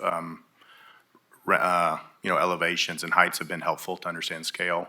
I hear the board and myself having a lot of questions about how it addresses Front Street, the wall, the new openings that are going to be required. Perry's point about zoning, we're not the zoning board, but, that some of the setbacks will address and impact the design, which means it would need to be back here anyways.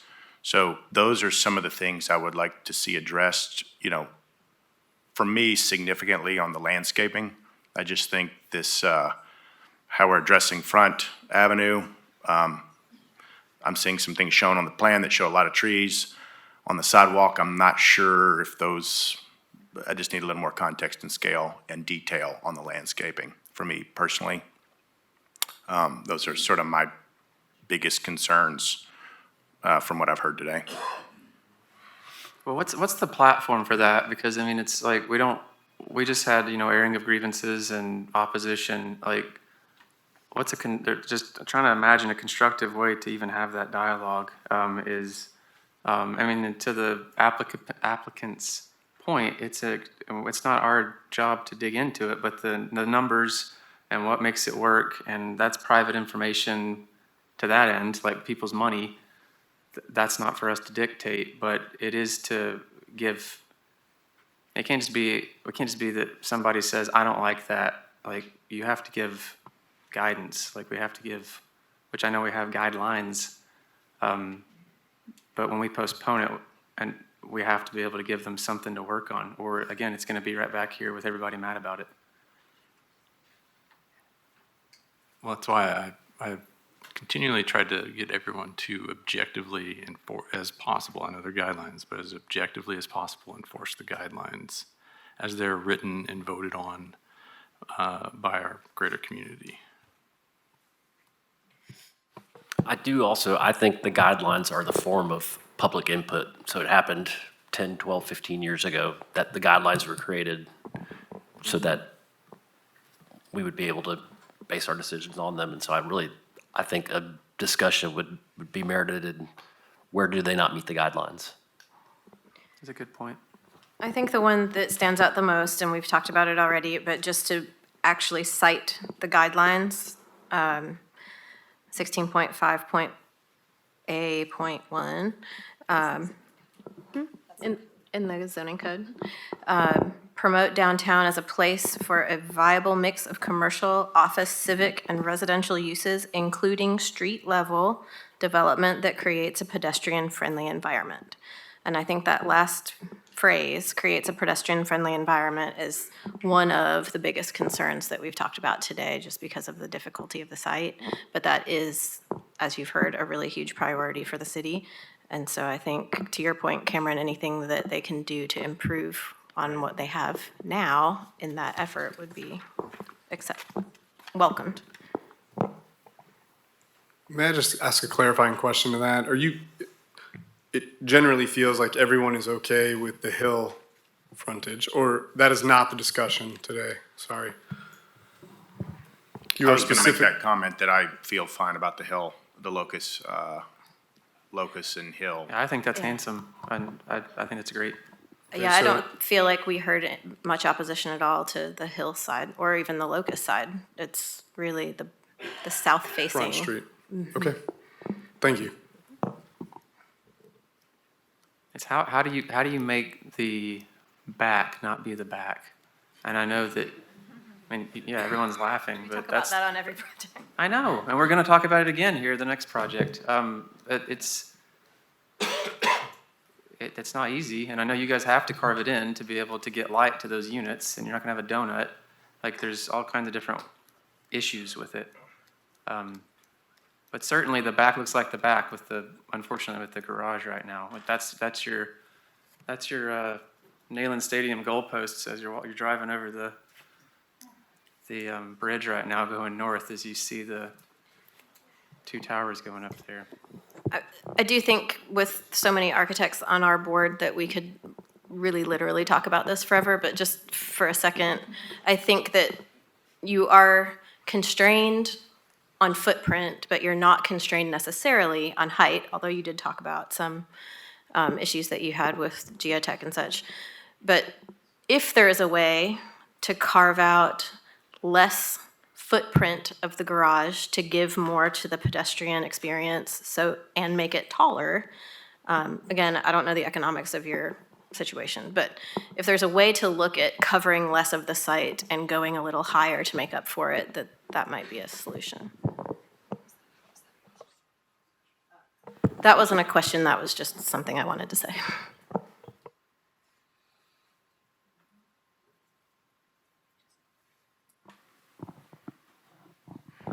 I make a motion that we postpone for further discussion between applicant and opposition, further study of the things we discussed. Is this, John, just for a clarification, are you postponing to the May meeting for a 30-day or? I don't know how long it's going to take the applicant to make changes, so I was postponing until they were ready. But if it has to be clarified per our administrative rules, I can do that. We don't typically require a clarification on the design review board's motions.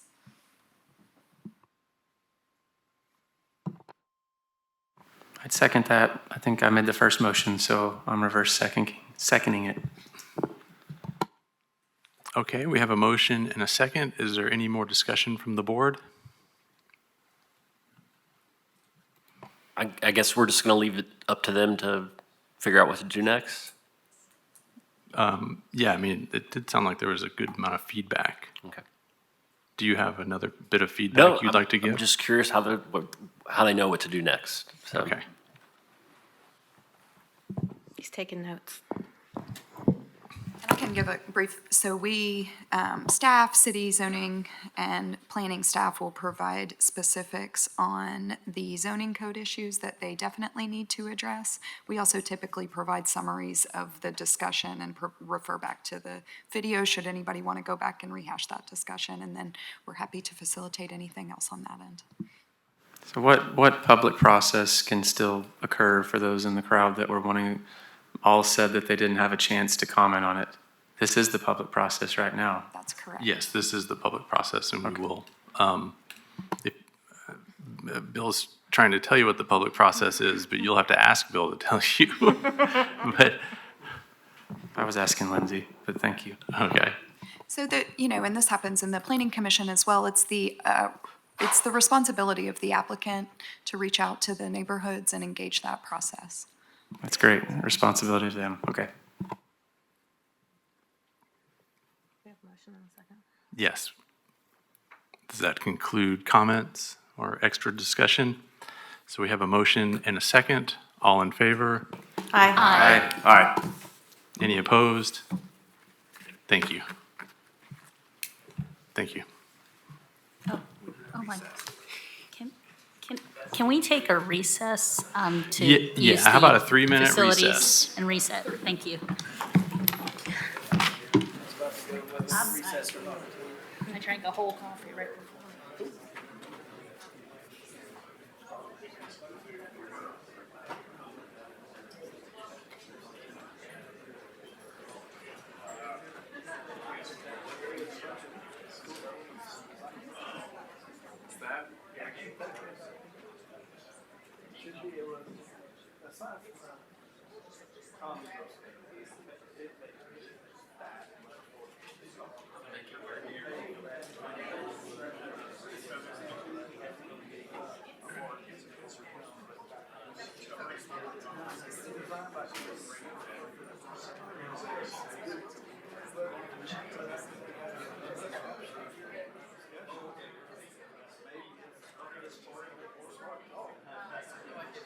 Somehow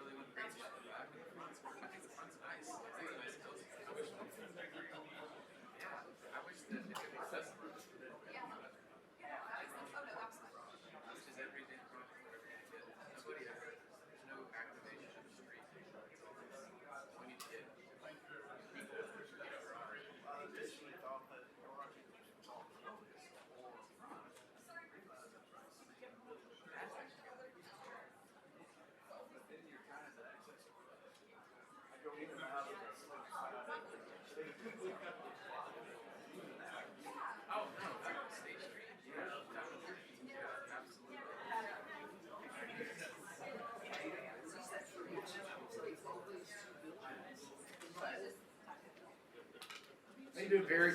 I'm all righty. I don't know. I never cover you guys, so I have to make sure I get everybody's name. Well, we're In my notes, everybody's, he's one, he's two, you're three, she's four. And I don't. Now I've got to make sure I don't think I'm listed personally on the website. I don't think you are. I'm listed as a community. The website design isn't even center. updated. Yeah. It has Rick down as vice chair when Suzanne is vice chair. I'm dog, trees, and pools. Dogs, trees, and pools. Yeah, that's fine, in that order. Yeah, cameras, details, and materials. Yeah, Like we used to. I do. I do think people need to think about dogs. I was on the committee that reviewed the facade requests for the facade program. Oh, yeah. And, Rest Her Soul, Gwen Manfrey. Oh, yeah. Was on that one, and she was lighting and security. We could look them all up.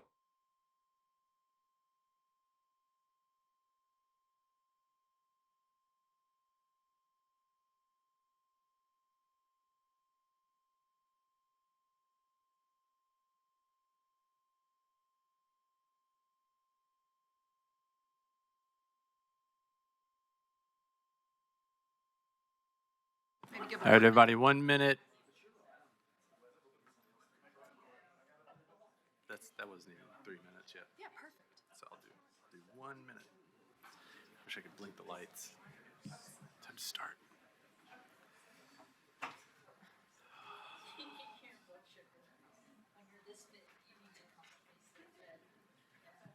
I know, the planning commission has snacks. We should have brought our snacks. We should have. The planning commission has snacks. Oh, I just heard fed, and I was like, yes, I want that. I have no. Oh, here it is. I'm like, where's my thing? It's rough.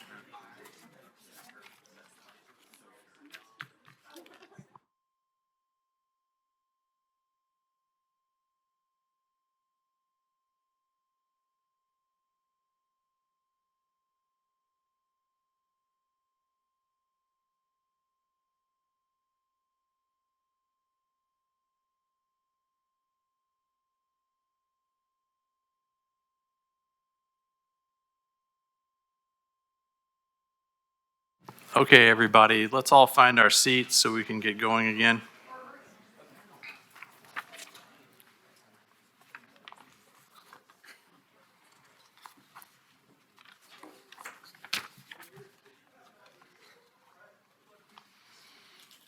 Rick, Cameron, Perry, please come back.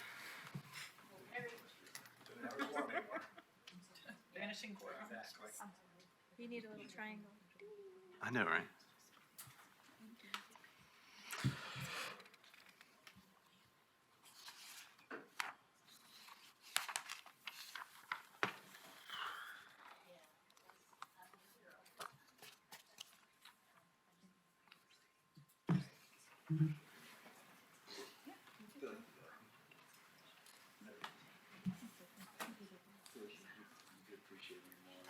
All right, it looks like we might have lost one, but we still have a quorum, so let's get started again. We will talk about 516 West Vine Avenue, 4E24DT. Lindsay, please present. All right. And I will also let the applicant speak in detail, but I'm going to go through these, a quick summary and go through the findings. So this is a proposed new 5-story residential construction. It's proposed for a rectangular site at the intersection of West Vine Avenue and Locust Street, which currently features the Carpenters Union building and a surface parking lot. The building is L-shaped. It extends the full length of the parcels along Vine Avenue and Locust Street, and it features a surface parking lot that's recessed behind the building. So this building is proposed for a parcel that's currently contains a 1940 building that will be demolished and surface parking. The site's surrounded by multifamily construction, including contemporary townhouse units to the north and a tall multifamily building to the west with a brick masonry church further to the east. The blocks feature a limited amount of pedestrian activity as it's somewhat disconnected from Jackson Avenue by topography and the rest of downtown by Summit Hill Drive. Overall, the access point does meet the design guidelines. It creates only one curb cut on the sidewalk. It won't create additional safety issues for pedestrians. The parking lot meets the guidelines as it's located to the rear of the building. The final site plan should meet city engineering standards. The guidelines encourage maintaining a pedestrian-scaled environment from block to block and avoiding blank walls along street-facing elevations. This application avoids blank walls via a series of double-hung windows and sliding glass doors along Vine Avenue and Locust Street. The design includes details typical to contemporary multifamily buildings, using vertical bands to break up the massing along a brick foundation base and a parapet roofline. This project does not include any commercial or public uses on the first story. Many guidelines speak to incorporating first floor uses that are open to pedestrians and draw walk-in traffic. There are some references to fully residential buildings approved by the board recently, including 701 East Hill Avenue and then 121 Union Avenue, which did include a retail use at the corner. This proposal does create a consistent rhythm of entrances and windows along the Vine Avenue elevation, though the entrances open to private balconies that are separated from the sidewalks. So the board should discuss this ground level design within the neighborhood context.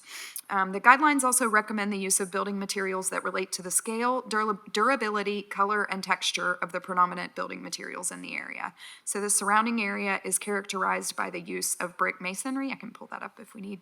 From the 1970s and 80s multifamily buildings to the north and west, the contemporary townhouses to the northwest, the Eagles building, and the historic church nearby.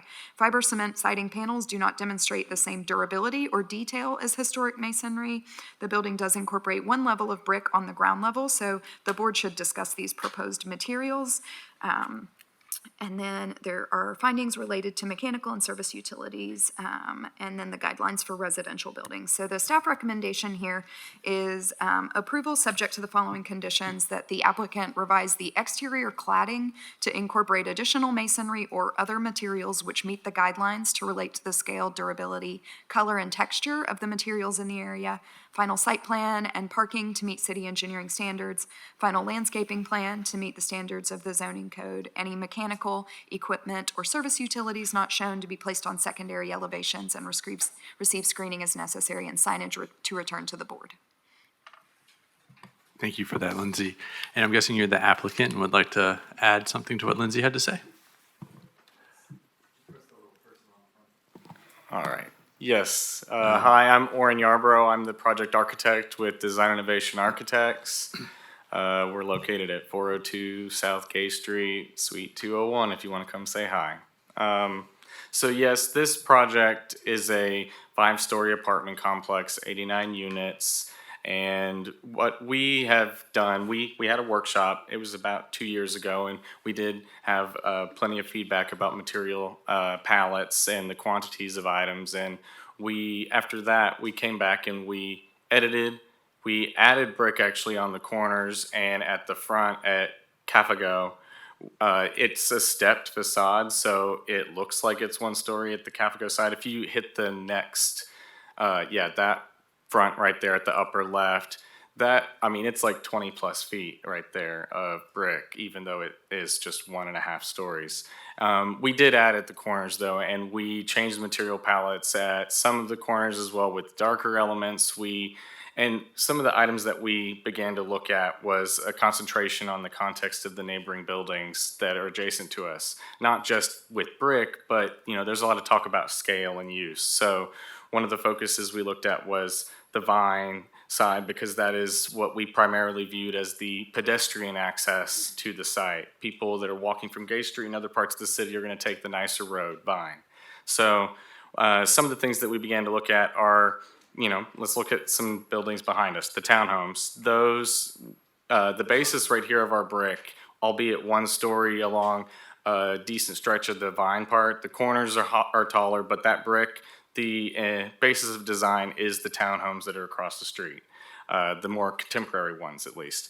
The scale of the massing with the white elements that are the vertical pieces that break up the facade in between the balconies, the positioning and scale of those with the width is inspired by the row house scale, where it's broken by like 2 bay, 2 bay, 2 bay, by recessing the balcony back so that you get that impression. Additionally, if you look again at the townhomes across the street, they have a dark metal parapet at the top of them. We have a dark accent band at the top of our building. So, yeah, here. And then if you also look at the portal elements that are on that building, and there are some walls that actually cant out if you look in that direction, the canting. We have our entry elements that are at the Cafe-Go and the Vine side of our building that are in the red. That element cants and is a portal-like element calling out the entry on both sides of the building. So, and then if you look at the locust side, we also kind of have a larger portal piece that wraps around the balconies. So aside from material choices, we have found other elements of attractive buildings nearby that we kind of think have a lot of merit and borrowed them and pulled them into this building to complement the context surrounding us. Additionally, here, let me look. Yeah, I wrote about that. Oh yeah, I do want to bring up the red element. That right now what you see in the rendering is like fire engine red, but that is to help us with we've just kept it that way the whole time while we've been working on it because it's good for renderings in contrast, but the reality is it's actually going to be a pack clad material, most commonly the colonial red, which is a palette that very much matches like a dark brick. So it will have a palette that at least pulls in some of the complementary brick around us, but primarily it's the neutral tones that borrow from the contemporary row houses across the street. And if you go, it's a little darker on this rendering, but Lindsay already brought it up. You know, we do have the stepping balconies along Locust, and that we actually brought the foundation down as you go towards grade from north to south to allow for closer engagement so that there isn't this like crazy grandiose scale of difference between people that are walking along the road to make that more comfortable. And additionally along Vine, while it is one floor, we strongly believe that that scale actually fits better because that is a smaller scale that actually like kind of hugs you and pulls in the portal. And so like it's a better straight shot. And additionally, we did, after the workshop, we did a study about bringing that brick up, and it made the building look terribly squat and weird. And yes, it matches the row houses across the street, but we figured there were other components that we could pull in that would actually complement that better. And while additionally bringing the brick up in the corners where we could, because those are kind of moments to stop that they don't break up the facade. And we thought that it was better to have those vertical elements that complement the row houses and that breaking it up along the path. Additionally, you know, we did change as well the windows at Vine to make those paired, single hung, larger windows, something that addresses the pedestrian feeling a lot better than what we had before. We had smaller, like picture windows that were like a component piece, but still this actually has a better rhythm because there's more of them broken up along the path of the site. And then, let's see, what else did I write? Well, I could just end it right here. I think that what we have two fronts of this building is the way that we kind of view it, and we strongly believe that the Vine side, while there are some material items that could be discussed, I think that the scale and the breaking it up, there's a lot more movement along this facade than some other buildings that have been brought up. And I think that material choices aside, I think that it's something that is very active. And I think that the side on the back, you know, the sense of scale that it works with, the view that it has from Summit, it's the larger scale side, and it has a bit of a face to it. But then this is the face that everybody's going to be seeing along Vine, and I think they're equally important and equally address the different sides. Thank you for that. Is there any opposition that would like to speak, or somebody that would like to speak for it? Yes. You're the applicant? You would like to just state your name and... Yeah, I had a couple things to add. My name is Joe Petrie. I'm at Lawler Wood. We're the development company for the project. I'm also a personal investor in the project. Our history in downtown is long and varied. In context of scale and materials. The Truist Tower, which is Riverview Tower, 1984, First Horizon, 1975, the Bank of America Building, 1991, Federal Courthouse, which was the Whittle Project once upon a time, and Summit Tower, our immediate neighbor to the west. Personal projects I've worked on are Southeastern Glass, Taylor Lofts, which is Gay and Union, Cal Johnson. Those three are historic buildings. The Langley Walnut Garage, Riga Square to the north, Axel's headquarters 1 and 2. The list goes on and on. I say that to give you context that we do care very much about our downtown. Most of my career is spent in downtown, either managing, developing, or leasing and selling. And so, and I was part of the original committee to form the guidelines and its original boards. What we try to do with this project is to make sure that we were scaling to the boulevard itself, not just the neighborhood. It's a tough project on a really great hilltop. That's why we call it City Summit. The main point there is that we want to be appropriate with our neighbors, but we want to be appropriate with the boulevard itself. And so what we did was we looked at every viewpoint that we could find, even distancing away, the scale of what it looks like from a Depot Avenue, for instance. Can you see it? Does it rise above? From Summit Hill itself, from all angles and various positions on Summit Hill, and then certainly to make sure that we have an appropriate scale with our neighbors, some of which we, put there. And so that was the context for which our design came about. We do think our buildings last a long time. We can't always, it's about economics, and but we maintain our projects, and the history of those dates was to give you that context. These buildings that we've developed are lasting. I don't know about a 100-year building. Most buildings in town are not 100 years. We've worked on some of the ones that are, but these are different buildings today. And so in terms of when it's been appropriate and when we could, we've built out of concrete, we've built out of metal studs, we've tried to make the structures such that it's appropriate in the context of the area, but at the same time where the economics and the economies of scale work. So I'd like to reserve the rest of our time if I can. Thank you for that. Is there any opposition? Seeing none, I'd like to open this up for the discussion with the board members.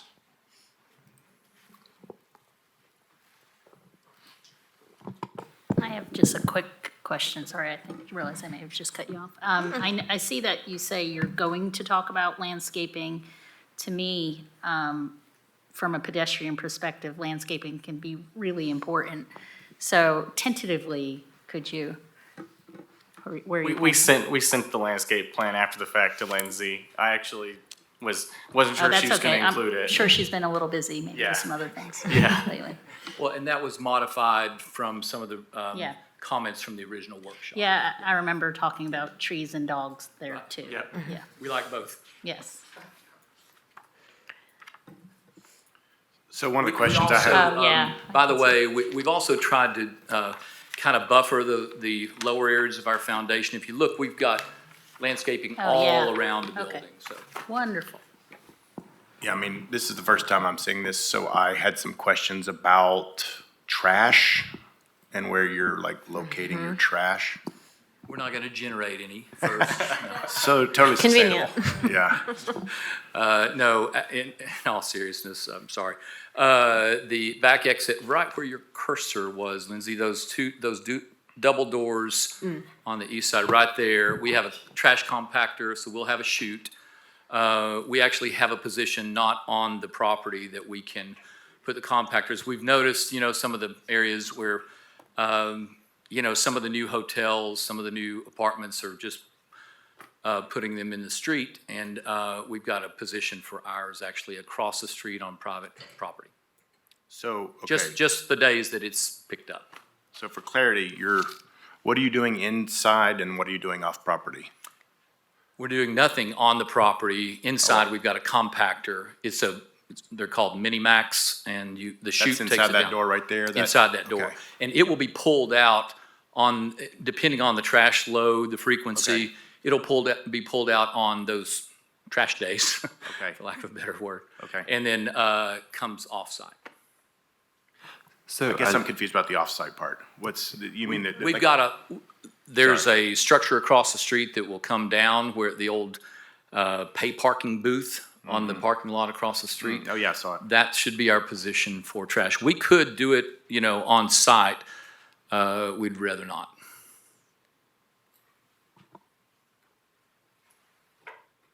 I just had a quick comment about the trash. So I used to live in the Armature building, which is kind of below where this is at, and trash was just horrible there because it's just the rolling carts. But one thing that I just want to highlight and appreciate is the landscaping around the parking lot. One thing they did at the Armature was put trees kind of around on that front side facing Jackson, and it just created coming home to that. You're having that greenery. So I appreciate that.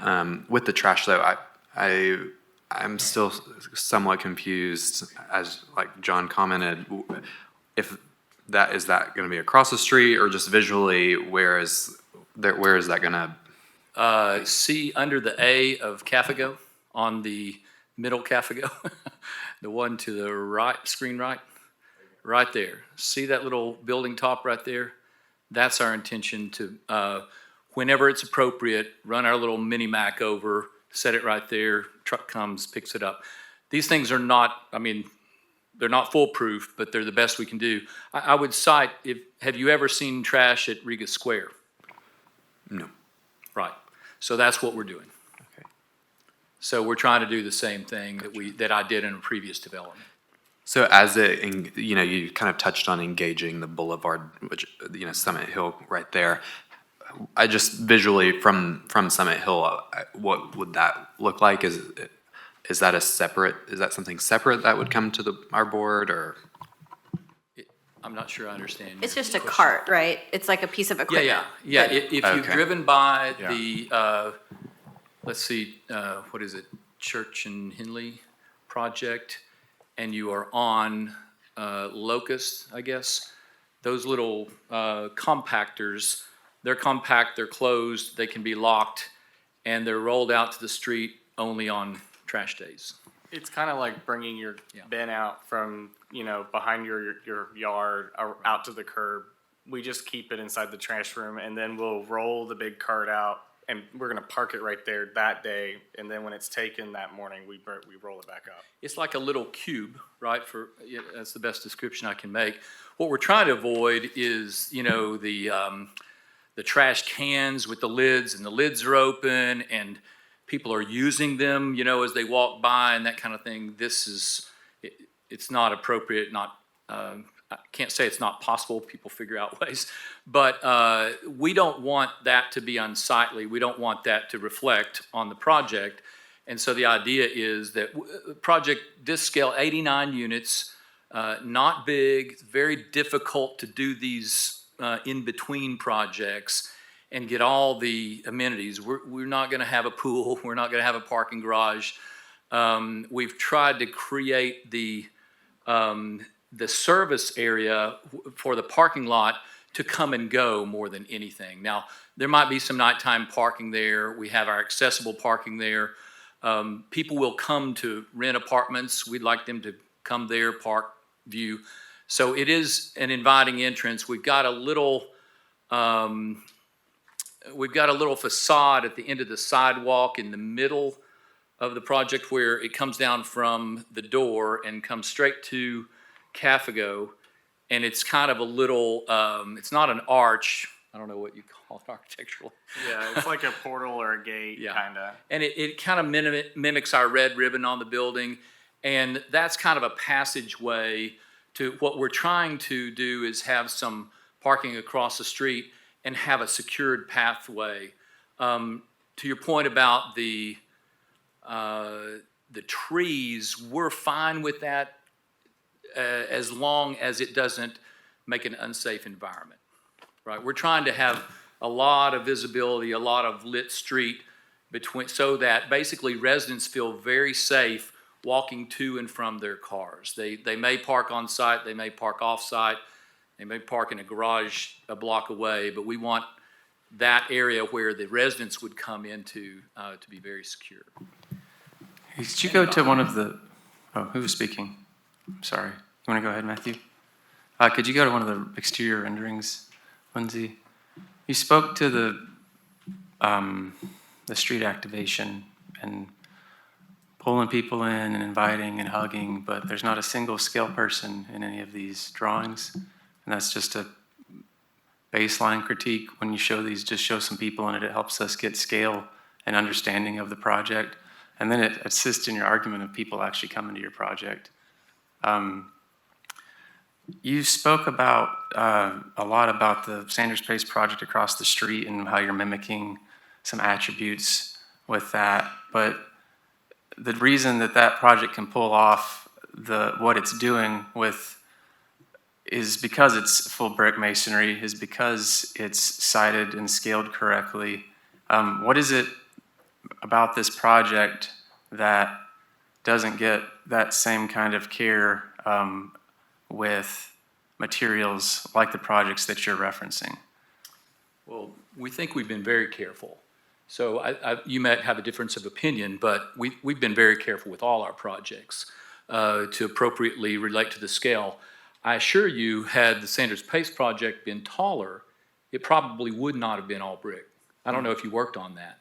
But it also has a concrete base at the ground floor. And so we're trying to do one look. For instance, that east-facing side that you see there, that requires none of what you see in design there. So we've tried to do openings, we've tried to do the same materials, we've tried to vary the depth, but essentially this is zero lot line. So that's right on the Eagles lot line, and that could be a blank wall. We're trying to do a full project. We almost sit on a little bit of an island. It's a peninsula, if you will, if you include the Eagles on our block, which we do. But we wouldn't have to do that, and so we've tried to take some extra steps, not in anticipation of what might be built next to us, but in order to have the right look on, if you were walking all the way around the building. And what made this project not have any ground level retail?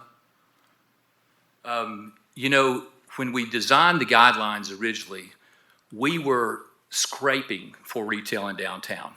That was yesterday.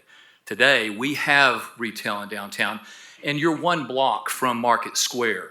So having 30-some years of leasing experience and most of that time in downtown, I can tell you retail develops along corridors. It does relate to pedestrians to some degree. It relates much more to people coming into downtown, using it, and then exiting. And so we've tried to do retail on corridors where it was appropriate. Those corridors, everyone knows Gay Street, Union Avenue, Market Square, things like that. We went for the Boulevard District zoning in part because we didn't think it was appropriate to have retail on the ground floor, trying to pull people to this project up on Summit Hill to go to. You didn't think it was appropriate to have retail on this project? No, I don't. And that's from lots of years of trying to lease retail in downtown. We don't put it on every aspect of every block just to have more retail. It's appropriate in nodes and in certain areas.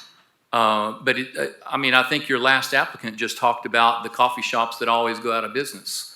So we don't want to set anything up to fail, certainly. And this is in the same context of our neighbors are all residential. So we were trying to be residential like them. Summit Tower is 100% residential. So is are both townhouse units. And we think if anything is developed on the vacant parking lot on Vine, that's probably the case too. The Eagles is, a private club, but we haven't tried to pay too much attention to that because we think that building probably does have an expected life, so. Cameron, I did want to have a discussion about whether retail should be included on this project, and several things come to mind. And one, the comment I made earlier about the coffee shops failing on this end of town is because they're not on this end of town. But once we create that momentum, then it all of a sudden becomes a district. But I'm on this hill in particular, I'm thinking about several opportunities. So one is Vine Avenue. It's easy to walk up from Gay Street, much more difficult to walk up from Summit or Jackson. But there's a development that Lee Birch was working on, includes some housing, but there's an opportunity for a retail experience going in that direction. The same thing is true of the Eagles building itself. At some point, they're going to eventually say, we can let go of this building, and something's going to go on that big block. The block that is going to be used for some parking where the trash is going to be is another empty block. And then we know that the city is about to release RFQ or something for the McClung Warehouse District. And there's an opportunity to connect, it's a steep hill, so it'd have to be a creative solution, but to connect that hill to Jackson below. And I think if you put a restaurant on a hill, a prominent hill in Knoxville, and it was the right restaurant, people would come up and they would enjoy that dining experience. So that's why I wonder, we could say, there's none up there right now, it doesn't work. Or we could say if we don't add it on this one, it's going to be that much easier, more difficult to have to create a district in the future. So that was a thought that I had. I'm curious about your thoughts. I think that's a great point, yeah. I used to walk that at lunch, and I would take that route down Vine and then down towards the north end of Gay Street.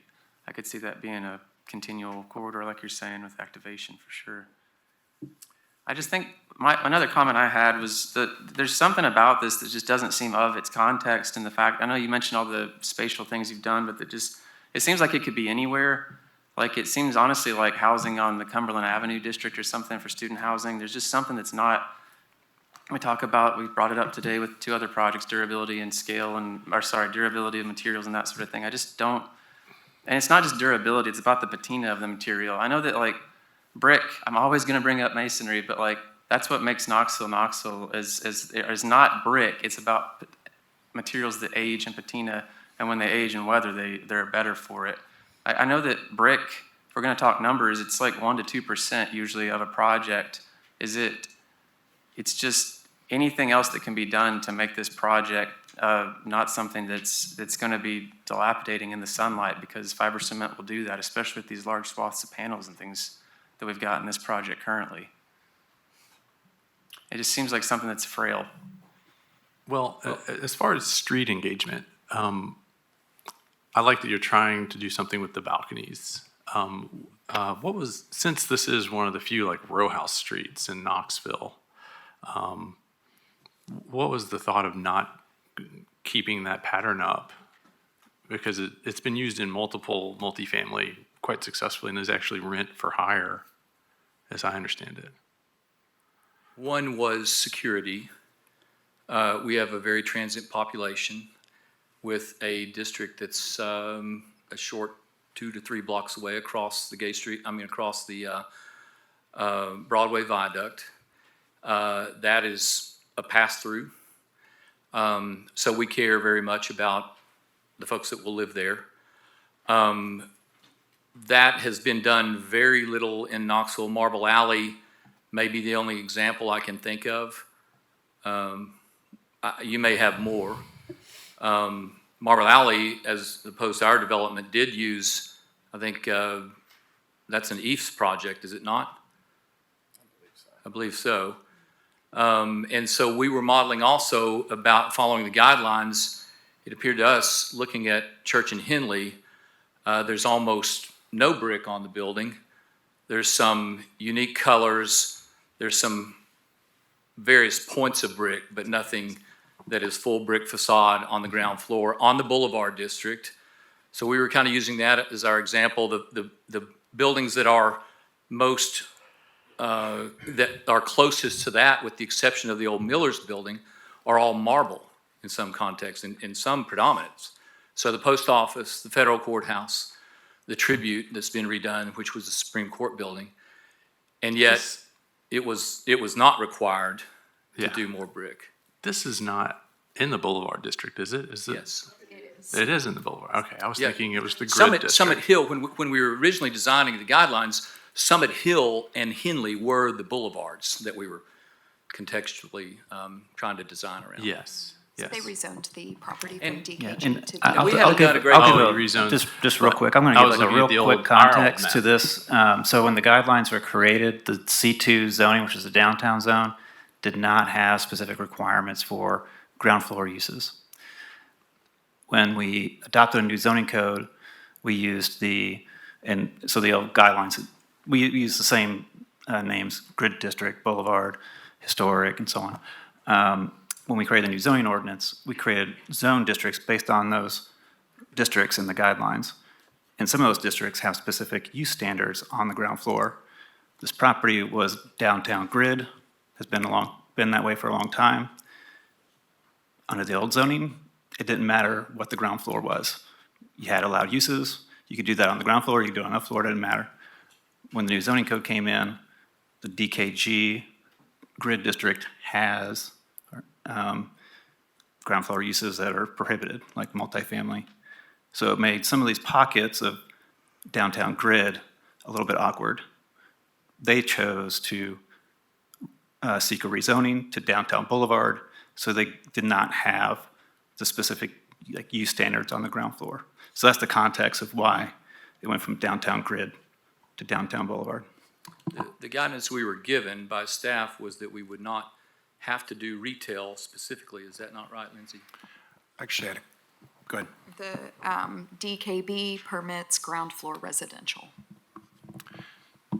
So I was going to ask the question to our staff and team, to some of the dialogue I just heard.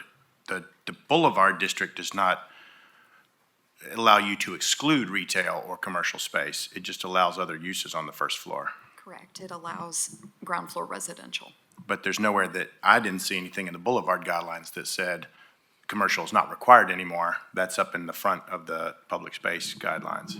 Right, and the design guidelines don't speak specifically to use. They speak more to the ground floor experience and the pedestrian experience.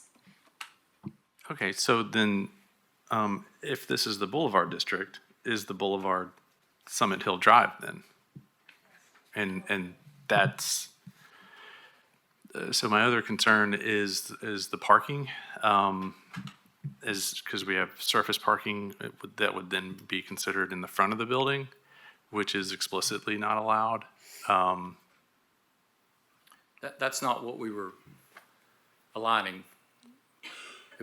Basically, we're saying Cafago is a less used street. You can see it from the boulevard, but basically, there's kind of, there's two fronts or two backs, whichever way you look at it. And so we didn't want a flat facing building, one big flat face facing the Boulevard District. So that's why we configured it that way. We turned this every way in the model that we could. And this was the only thing that looked appropriate from a distance that also engaged the streets around it. One thing that, I'm sorry, Suzanne, one thing in this view specifically on A601, when you talked about being careful, one thing that could be more careful is not having your gutters streaming down the building as an architectural element. That's one thing that I want to talk about care. We've gotten past brick, we're not using brick masonry for whatever reason because of the numbers, all of that, but like the fiber cement that is being used is used in every which way that is not mimicking at all in a pattern or scale of masonry or lap or horizontality. I personally just specifically despise the flat panel 4x8 sheets of fiber cement with batten on the outside, which I think are these corners. So that's the kind of care of that's the cheapest, dumbest way you can put fiber cement up, and it's gonna be the worst longevity of fiber cement that you can have. If you're gonna use fiber cement, use it as a rain screen, use it as a lap, use it as something with a reveal that actually pushes and pulls whenever it's exposed to the sunlight, and do it in a way that is somewhat mimicking and hinting towards, in a modern way, a masonry context, if you're not going to use pure masonry. One of the examples I used there was from Southeastern Glass. That was a Sanders Pace design back in the day. It was my first development project in downtown on my own. It's weathered extremely well because of the system for which we applied it. It had some guttering, if you will. That's not really the appropriate term, but basically, it's really, that building has gone 14 years now, and it's not even needed to be painted yet. So that was the context in which we chose what we chose. That building is the complete inverse of this project, with majority masonry and the ancillary materials fiber cement. Right, but the addition, because it's also east-facing fiber cement. Yours is dark material on all different sides, so it's going to get beat up pretty hard.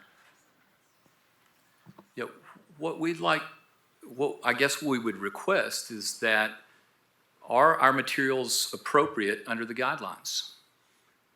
It's one of those loose discussions we have every time, because it talks about durability and texture and scale, color of predominant buildings in the area. Just trying to, like we talked about legacy, what is Knoxville? Like, these are now becoming, every review board, these are the buildings we get every time. It's not special. It's kind of created in like an algorithm, and it's underwhelming, and that's why I'm always commenting on what, like, you've got a box, you've got a math, you've got units, you make this, you've got entries, you've got that. It's a math game.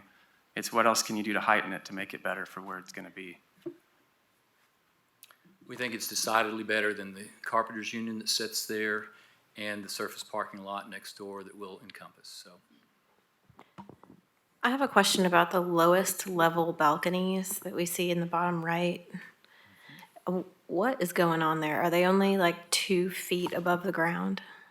Kind of in the middle where you have the recessed balconies? It staggers as it follows the grade. So at some points it's 3 feet, and at some points it's as much as 5 feet. But that's like, I think, at the most extreme when you're down all the way at the bottom at Cafago. I think that I would encourage you to look at the detail of that base and how it touches the ground, because having a void underneath there is, in my opinion, a recipe for like clutter and old trash and stuff to stay under there.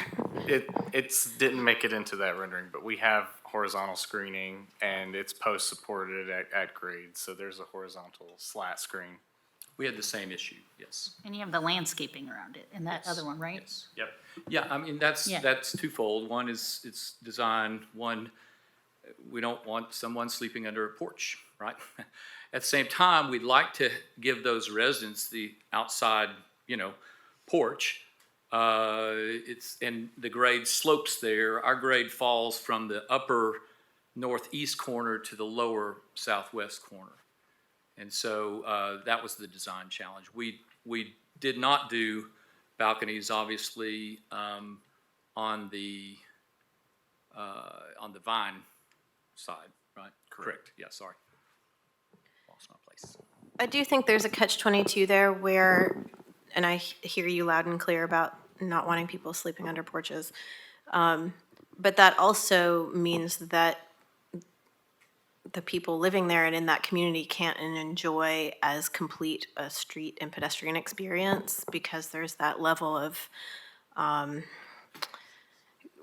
screening or guarding against something that you don't want, and in an effort to keep people out, you're preventing people from doing the best they can do, living the best that they can in that context. You're giving something up by creating that barrier. And I think that it's evident that there's a little bit of, I wish I could find the right word, but an inappropriate level of caution, I think. Is it disconnect, maybe? There I am. Okay, please, yeah, please shut that off. I was saying maybe what That's you're looking for terrifying. was disconnect. You're saying. I'm just saying that I think security- that because of the security measures, and I understand why they're there, it inhibits a real feeling of community and the full pedestrian experience that you want to have in an urban environment. And I would, to add to that as well, both the Vine Avenue row houses and Ryan's Row have front porches and stoops, correct? Yeah. If we're using those as a precedent. There is kind of a classic sort of Jane Jacobs eyes on the street mentality where if there are people here, then other folks that might not be welcome there are less likely to be there. This isn't going to be an abandoned hilltop anymore. It's going to be an activated place where hopefully lots of folks are active on the street and in their apartments and coming and going, kind of So thing. there is a sweet spot of the elevations for access off of the street that worked on both sides that also then had the appropriate grading for accessibility, paths, and everything that led to the sidewalk. So there was like this is, that's it. That's the number that we have to get for it to be a perfect path all the way across. And that set the ground floor. And we did step the dog leg of the L, I guess you could say, to bring that down to Cafago and engage with the balconies. But along the Vine side, without stepping then up, they were actually a foot under the grade at the slab and the corner closest. So it's the opposite of the row houses where we don't have stoops. We'd have like the New York step downs kind of, and not even a cute one. It'd be like a foot. It wouldn't be like something that would actually be engaging worthy. And so like that close proximity with like little to no grade change was what made it awkward. If we could have achieved a grade change that was impressive enough without creating that awkward entry sequence, we would have looked into that. Help me understand, I mean, would you prefer not to have balconies on that side? Because I kind of advocated for that for a while. No, I think balconies are good. I think people being outside and having outdoor space in their living environment is great. I just think that the way that balconies are handled on that first level, which you just spoke to about the awkwardness of the grade, could be resolved a little bit better detail-wise, not necessarily big plan changes, but just how and you said that you might already have a solution to that, but where the bottom of that balcony hits the building and then how it returns to the ground as a screen or a stoop-like element or something, where it's not just the same thing as above, because it's not the same condition as above. So I think it needs some special attention. Right? Yeah, The locust side, right? Yeah. Yeah, what we see in the bottom yeah. right corner there. Yeah, we have something. Yeah. That was my only point. I guess their question is, are you talking about only the locust side, or are you talking about all sides? I'm talking about all instances where there's a weird amount of space underneath the balconies at the street level. That's only locust in this case, yeah. It was just a grade issue. We looked at it without balconies. We added the balconies back. We had the foundation coming out to the edge of the balconies. That looked horrible. And then we do think that the landscaping around there really solves a lot of that problem, and we understand it's a problem. Yeah, but we shouldn't just use landscaping to hide our problems. But that's not what we're doing. If you were asked, Joe, someone said, what's a building that represents Knoxville, Tennessee? Would you show them this project? Yeah, I think I would. But, Can you tell me why? Because there are examples everywhere of it, because it's the content, because we have a housing crisis. And we're trying to solve part of the housing crisis, and we're trying to do our part.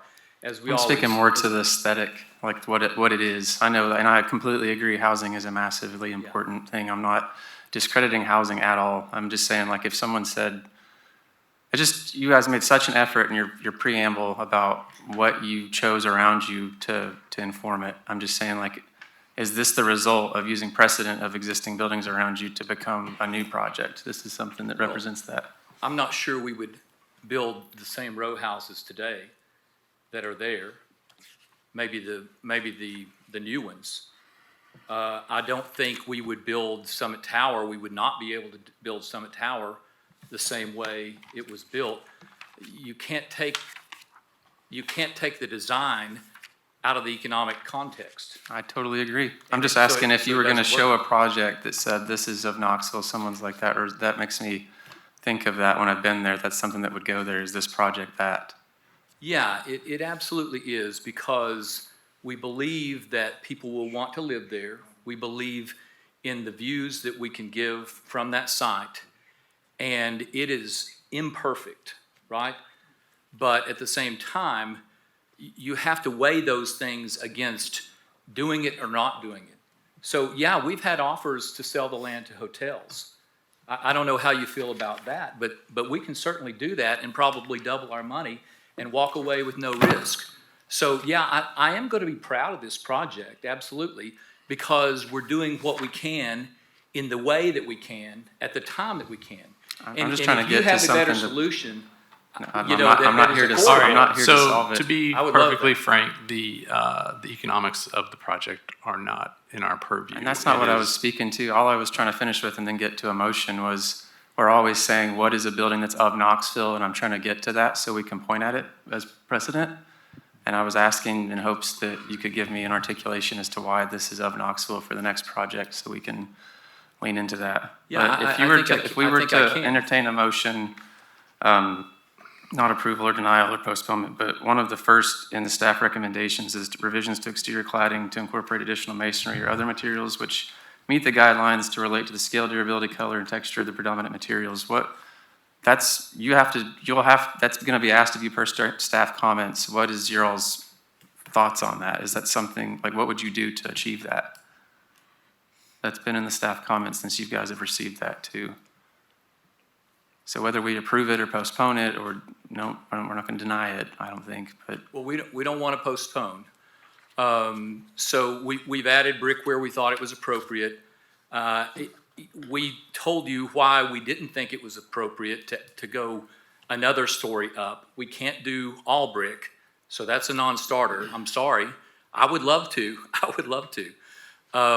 Where we could, we have. But I think, I mean, I would point back to,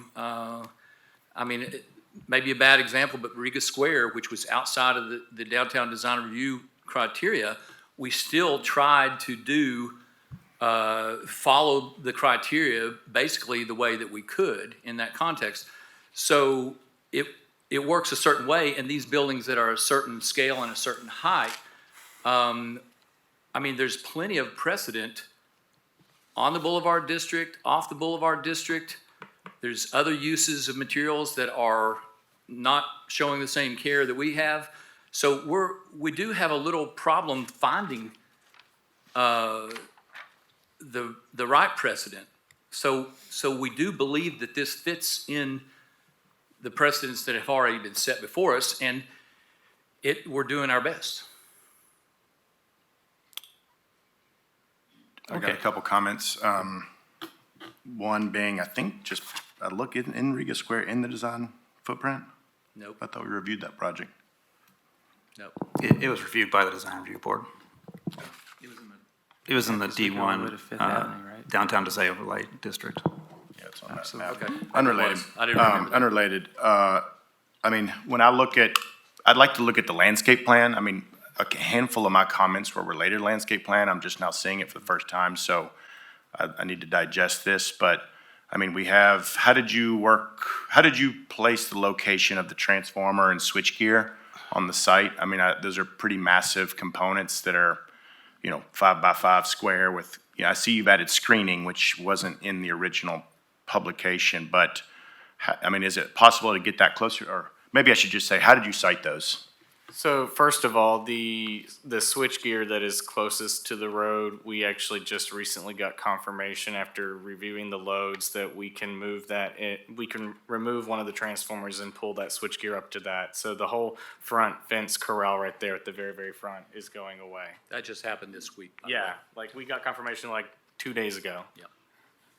So, but the other reason and rationale for why is because we want to have the path and the experiential part that hugs the building up against the side, and then the natural footprint of where the curb cut needs to go for alignment with any parking or bringing the trash out to the road front right there. So it just kind of left that extra space up there that made the most sense, because you can't really push it up in between the building and the site next to you because you need access for service. You need utilities to be able to get up there and actually get to it. So we can't hug it between the building and any future 0 or 5 foot like building on the other side. It would create a weird alley. So what's your materiality on the utility screening fence and gate? See arch plans. It's a horizontal painted wood slat screen, the same as what we would be doing at the bottom of the balconies.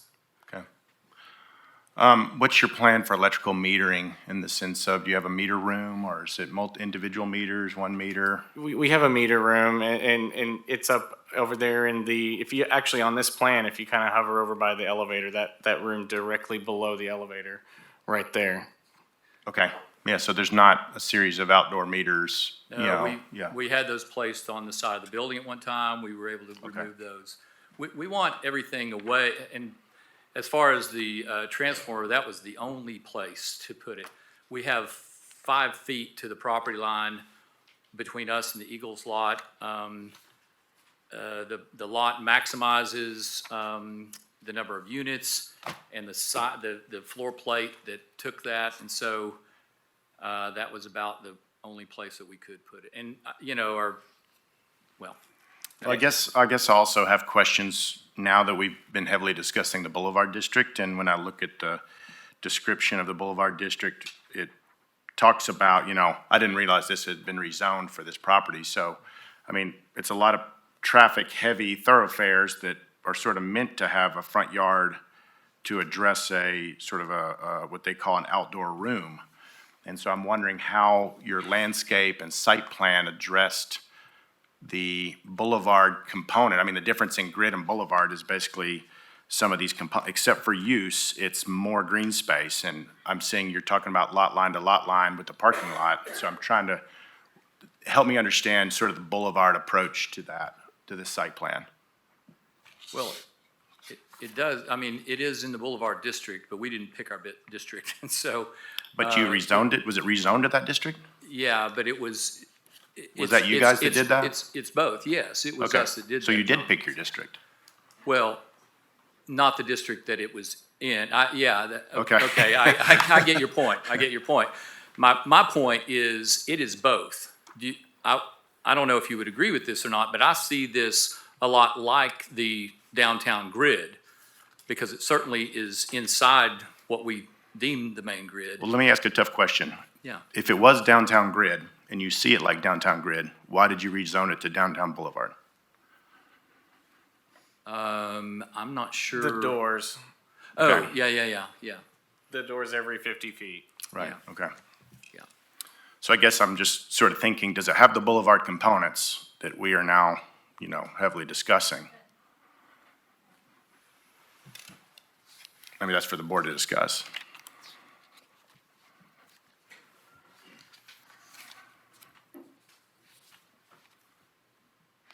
I mean, I guess also, just in terms of materiality, I also don't want to, I guess I'm addressing the board right now. I want to make it viable. I'm not saying it has to be all brick, like the applicant said. I'm not pushing that, but when I walk everything sort of Vine, Cafago, above Summit Hill, it's either concrete hotel, so closer to Market Square, you have a hotel, you have a school, you have a tower, you have some residential space, you have a future lot, but also in that you have a historic church, you have, that's all stone and masonry, you have a tower that's all masonry, you have a 2 townhome projects, one has some metal panel, the rest have brick, concrete, So in terms of other non-materials, I'm just thinking if we're looking at exact context, separate from Summit Hill, the materiality, this will be, except for one small portion sort of on the house, there's like a church has a property and it has a little bump out of vinyl siding. So What was the tower? the Summit Tower, that's all masonry, right? Yeah. You mean Yeah. the residence? Yeah, Yes. sorry, yeah, what's the Yes. title of that one? I thought you might have been talking about the Langley building, which No. is all aluminum. No, I was clad. talking about I don't know the name of that, but it's. It's Summit. Brown Summit. housing. Yeah. Yeah, it's Summit Tower. Okay. So I want to take this opportunity to say something that is not necessarily directed at you, but I'm saying it in this context because you have done so many downtown projects and because DIA does so many downtown projects and big developments. And it goes to Cameron's point, and it's the same thing that we talk about over and over.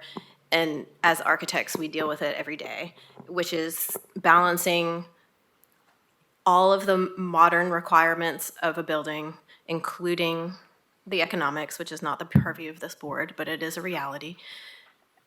And I think that what we're looking for, and I know that it is a big challenge, but I know that some firms can pull it off occasionally, depending on the project, that we're looking for an opportunity for some beauty and some poetry in our city.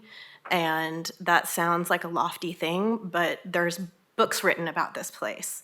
And there are memories made here. And there are families who build their lives here.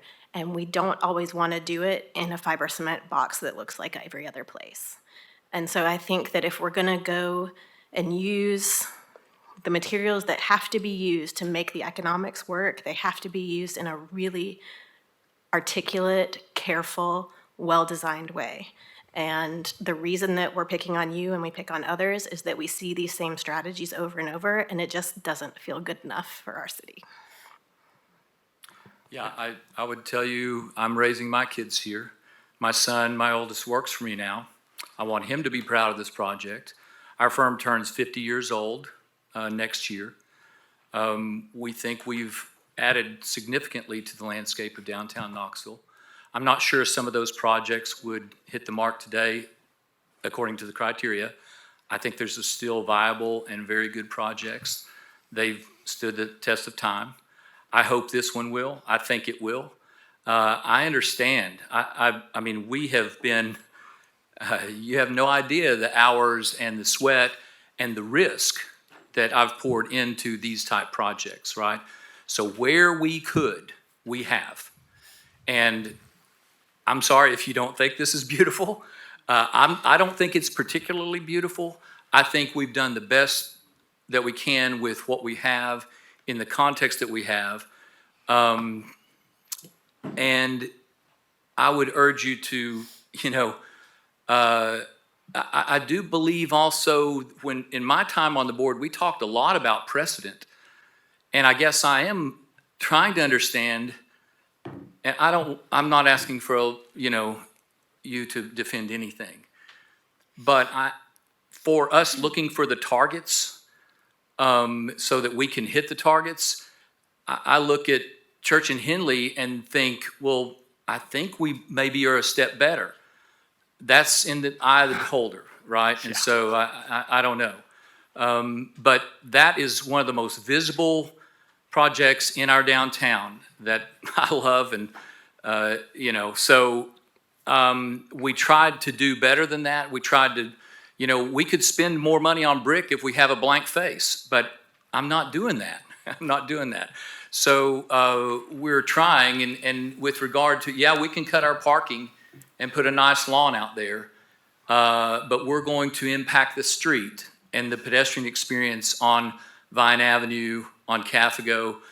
People have to get to us, and service providers have to get to us. So I hope you don't come away from this thinking we haven't thought all these things. I'm not sure that I have heard anything that we haven't really kind of toiled over. And we come with this that we think is appropriate. Thank you. Again, my big concern, if you'll pull up the map, is this idea that were rezoned as boulevard, and therefore we get to not put retail on it, and then that means, but then since we're not right on the boulevard, then we get to put parking right in front of the building, which is explicitly required to not be there. If it was properly screened, I don't know. And that we say, well, this is the good street and that's the bad street, but the reason it's the bad street is because it was treated poorly in the design. Because all of those streets can be wonderful streets. I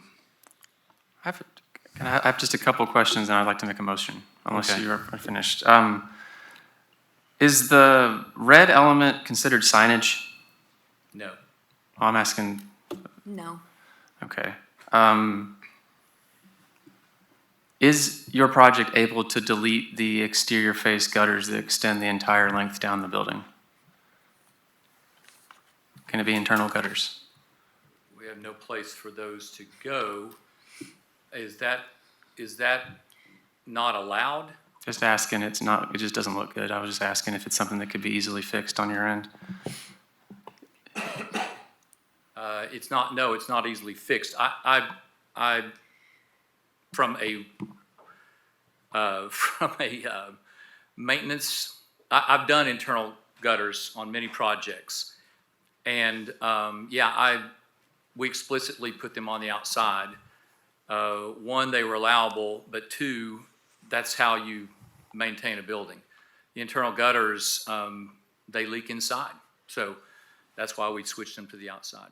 Well, I'd like to make a motion to postpone the project because two things. Number one, the staff recommendation about understanding, and this isn't asking you all to bring back a brick building, it's understanding what materials you have that can be of the character of Knoxville as explicitly stated.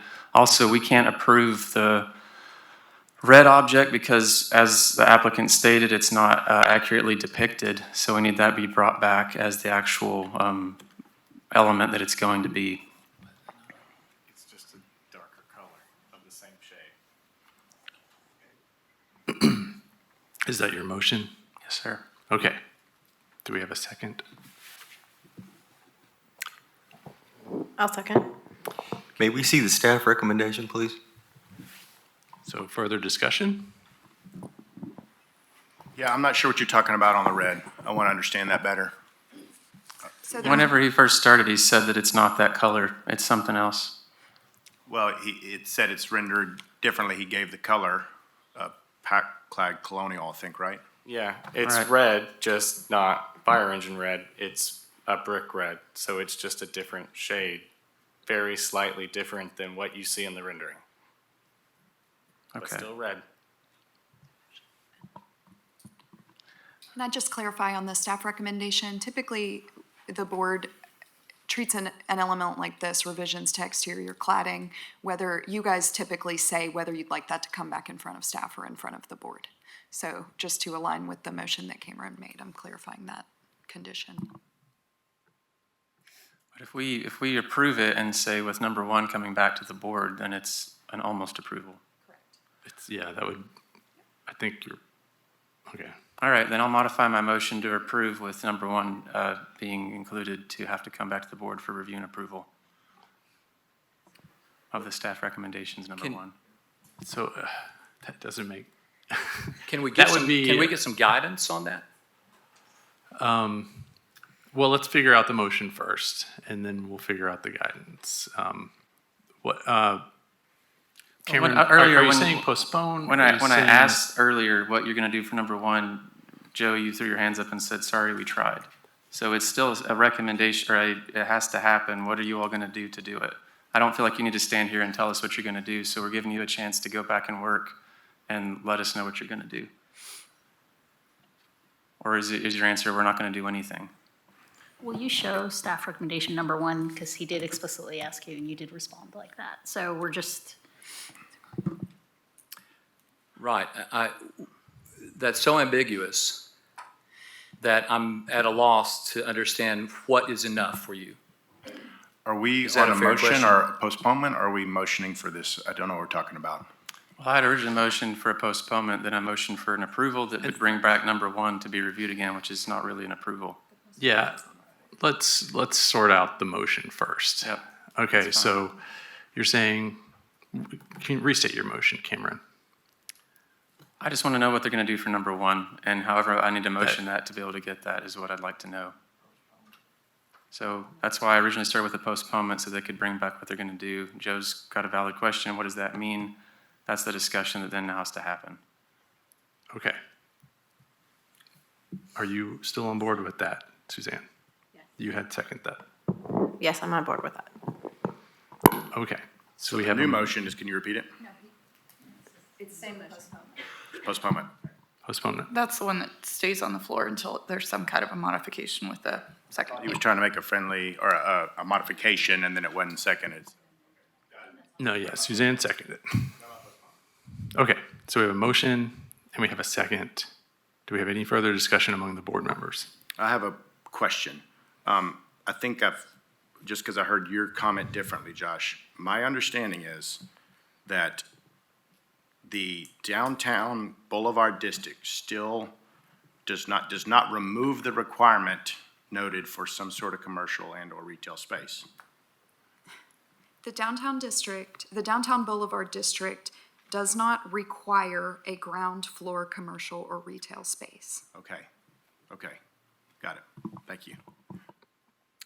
I want to be honest about this. I'm sorry, we've got to finish the process. So we have a motion and a second. Is there any further discussion among the board? Okay, all in favor? Aye. Any opposed? Any abstaining? Okay, thank you.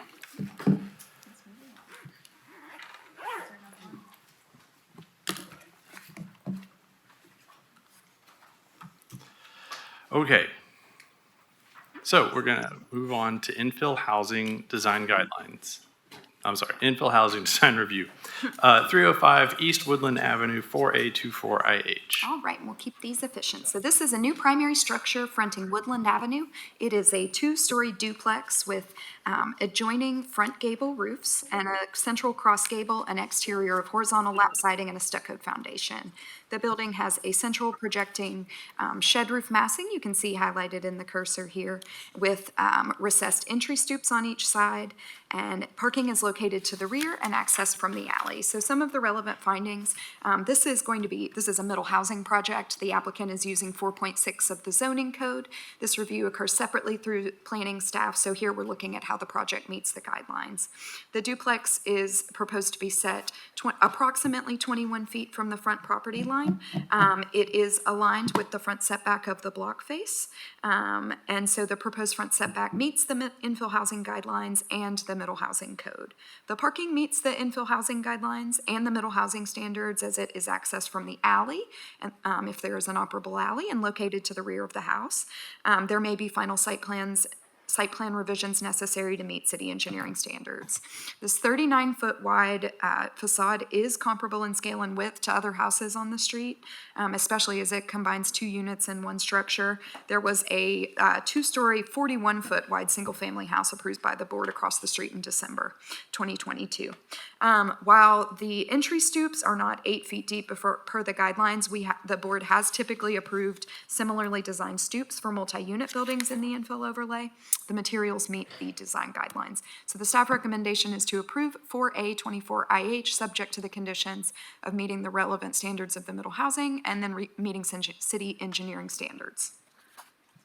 Thank you for that description, Lindsay. Is the applicant here? Would they like to speak? Yeah, I'm here on Zoom. Okay, thank you. Would you like to add anything to Lindsay's comments?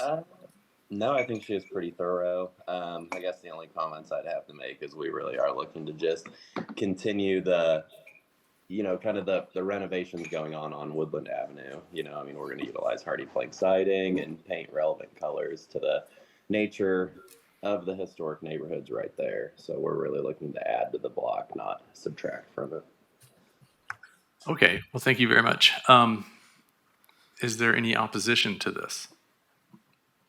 I've not received any public input. Okay, thank you. Then I'll open up to the board. Any discussion among the board?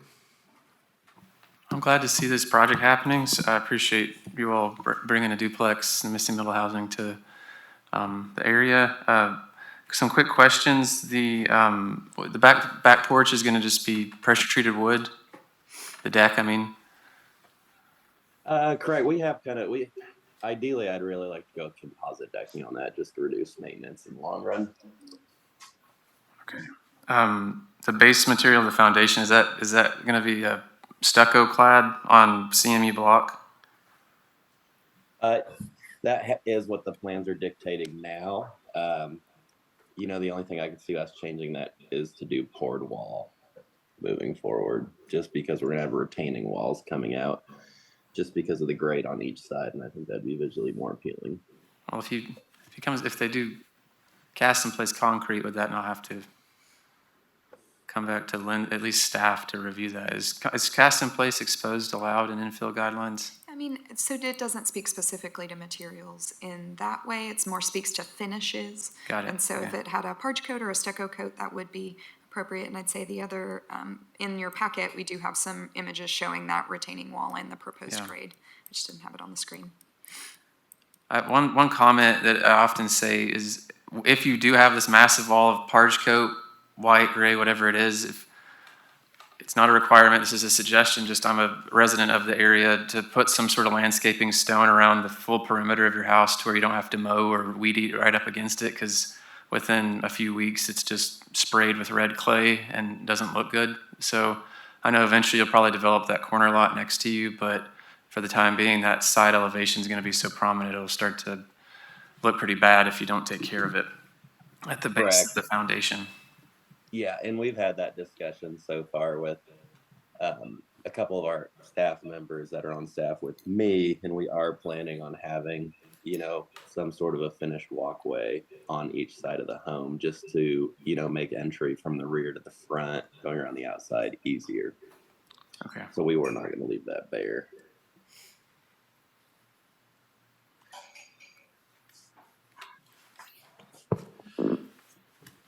I motion to approve based on staff recommendations. Second. We have a motion and a second. Is there any further discussion? Seeing none, all in favor? Aye. Any opposed? Thank you. Motion passes. All right, so we have 400 East Oldham Avenue, 4B24IH. Thank you guys for your patience. It was a show. We were learning so much tonight. Yeah, it's a real so much. Okay. No, it's really not. We're so happy to be here. Okay. Okay. So we're glad to have you. We're so happy to be here. I'll give you guys a happy. brief introduction.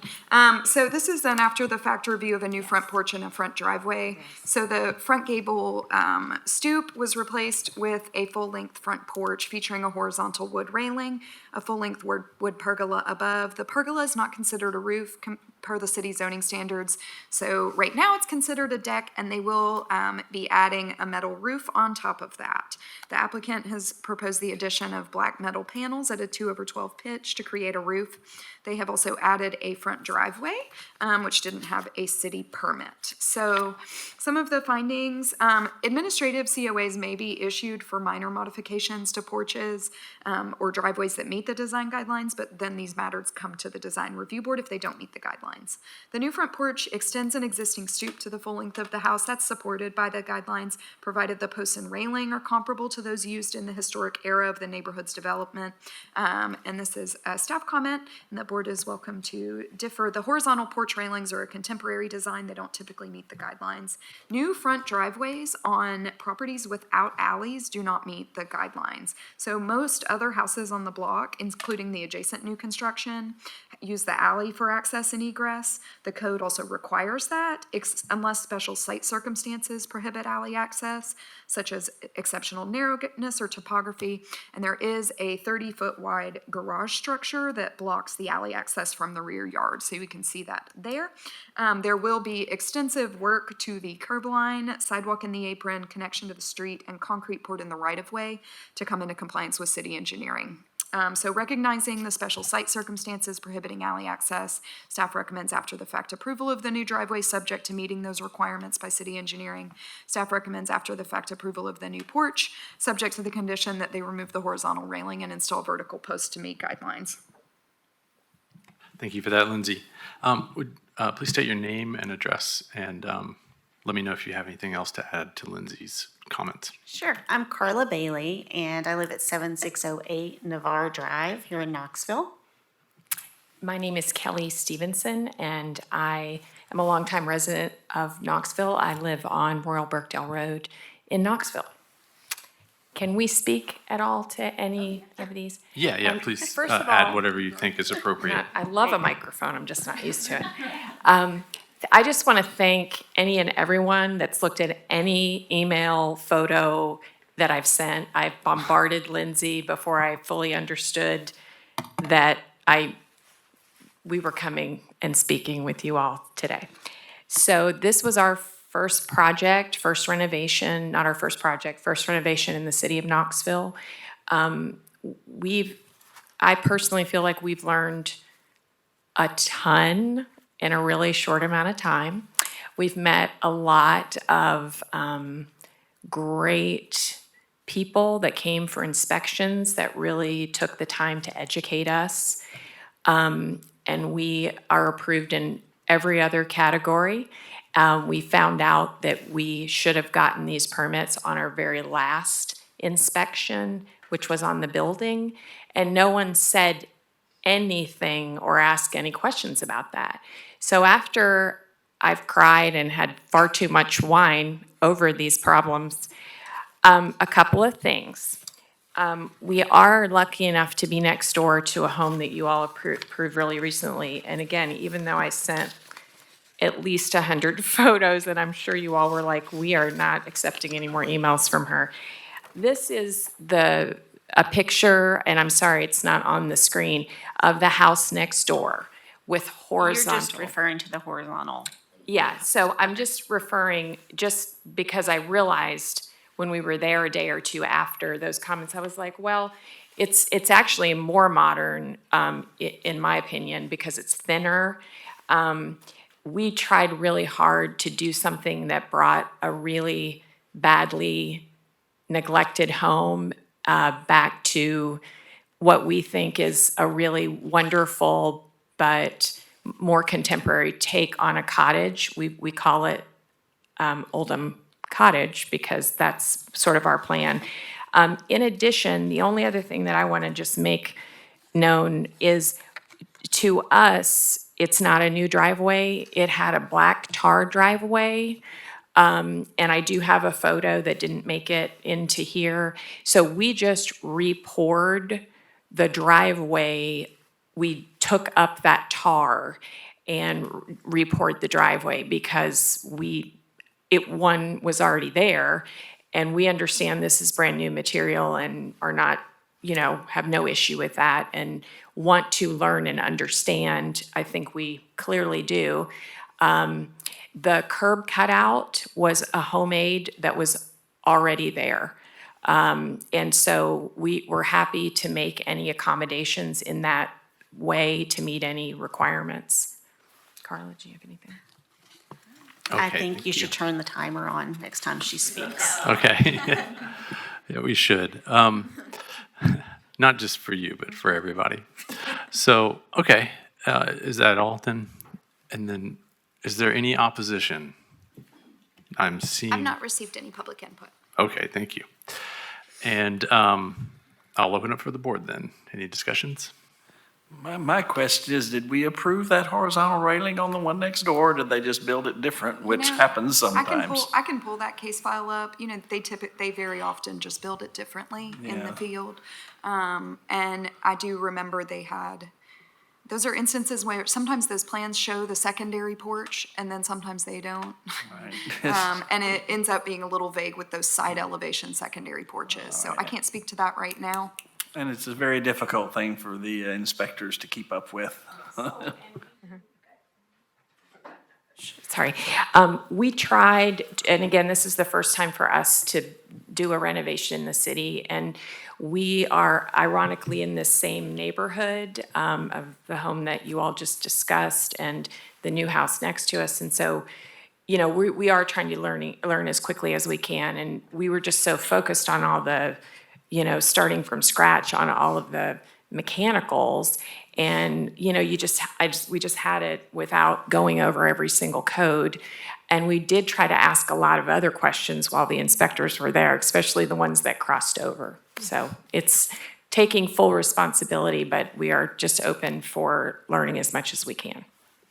So you had a building permit, but not a certificate of appropriateness. They did, correct. And their permit did not include some of the scopes of work that were completed.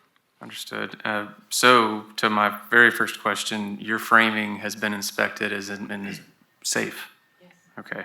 And you all are not occupying the home? Were you aware of any guidelines when you were starting this project? Design guidelines? Just the mechanicals. We bought this project. More just the aesthetic exterior examples, I'm saying. Did you have any understanding of design guidelines that were required? No, not in a written sense. I have the document now of all the infill housing guidelines. But again, just a steep learning curve. And my first reaction to this was to get almost... I was afraid that this was just someone that flipped it and shooed the guidelines and just did whatever they want. Now, after hearing more of the explanation, there might have been a lack of communication. But if this is something that you all are going to continue to do, quality renovations are just as important to the fabric of the new infill housing as it is to the infill housing. If it's not done right, then it'll continue to blight and ruin our streetscape. So it is important that you did get brought back to discuss this. But in the future, obviously, you were going to because you've learned from it now. But that's super important for these projects as well. I appreciate your attitude toward the whole process because it can be very frustrating to do a project for the first time and sort of understand the context of all the things that you have to do. So I appreciate that. Thank you. Having said that, I think doing something a little bit different and non-standard is an exciting, fun thing to do, but not in an overlay district where there's guidelines that we have to adhere to.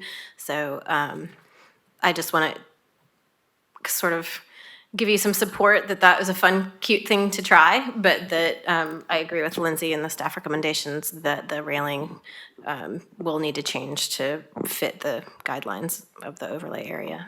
Okay. So Are you going making a forward. motion? Are we ready for a motion? I can do that. You can make a motion anytime you want. I wanted one last bit of conversation, the discussion about adding the black metal or whatever metal roof over the pergola. Pergola obviously isn't something we typically see either. Is there any thought on the roof being added to it to help it be more in kind to what a guideline would expect? Oh, you mean on the front of the building there? Yes. Yeah, because you wouldn't see a pergola there. You'd see like Correct, a roof. because they're showing a detail of adding some battens to be able to achieve 2 to 12 slope. And Is your intent to make it a roof or just leave it as a pergola? We intended a pergola. Oh. They intended a pergola, but a front porch without a roof is a deck. Is a deck. And you can't have a deck in the front yard. So Yeah. they have to add a roof. Yeah. Okay, And so the pergola's there. So with that, and I think you might be showing it in your detail, it'll require a gutter and downspout on the front edge of that roof. It's not, I think it's north facing, so it's not going to completely contribute to any sort of solar glare, but to Lindsay's point, it's a deck right now and not a front porch.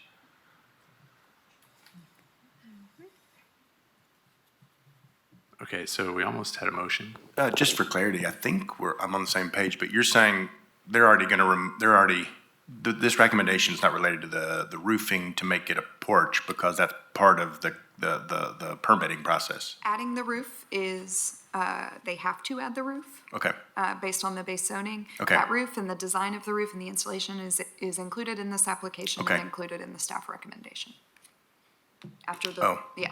got it. Yep, okay. So approving this gets us the roof. Approval of the front porch. I see now. Yes.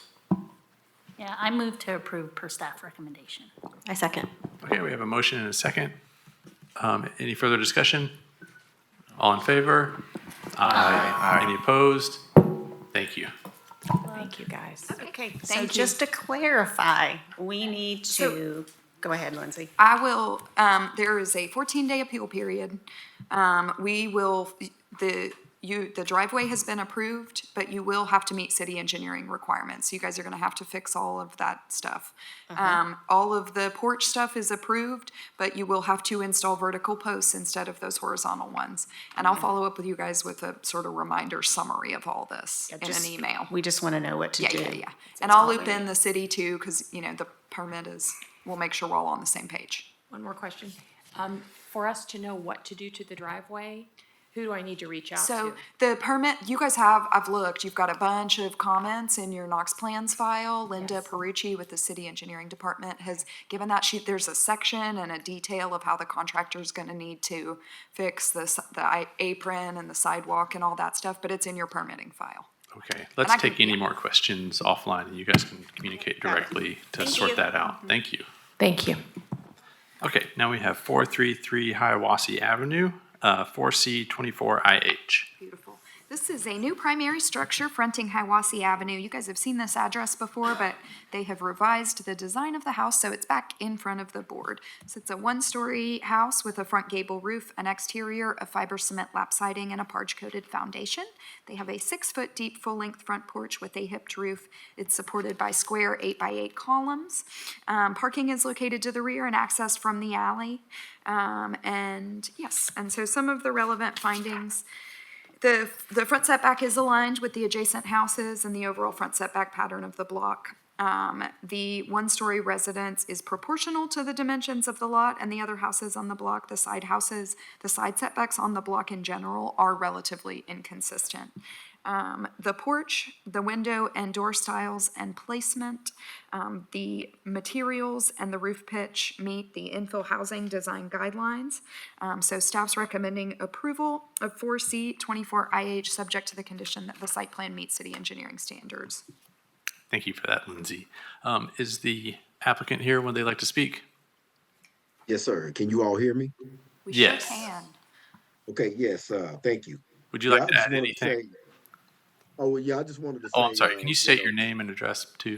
Yeah, sorry about that. Manuel Hudson is my name. And I actually live 2 houses down from this. I got this property years, maybe 8 to 9 years Sorry, ago. can you give your Three actual lots. address though? My address? Yes. Yes, yeah, so right now I am in 427 Hiawassee Avenue. Thank you.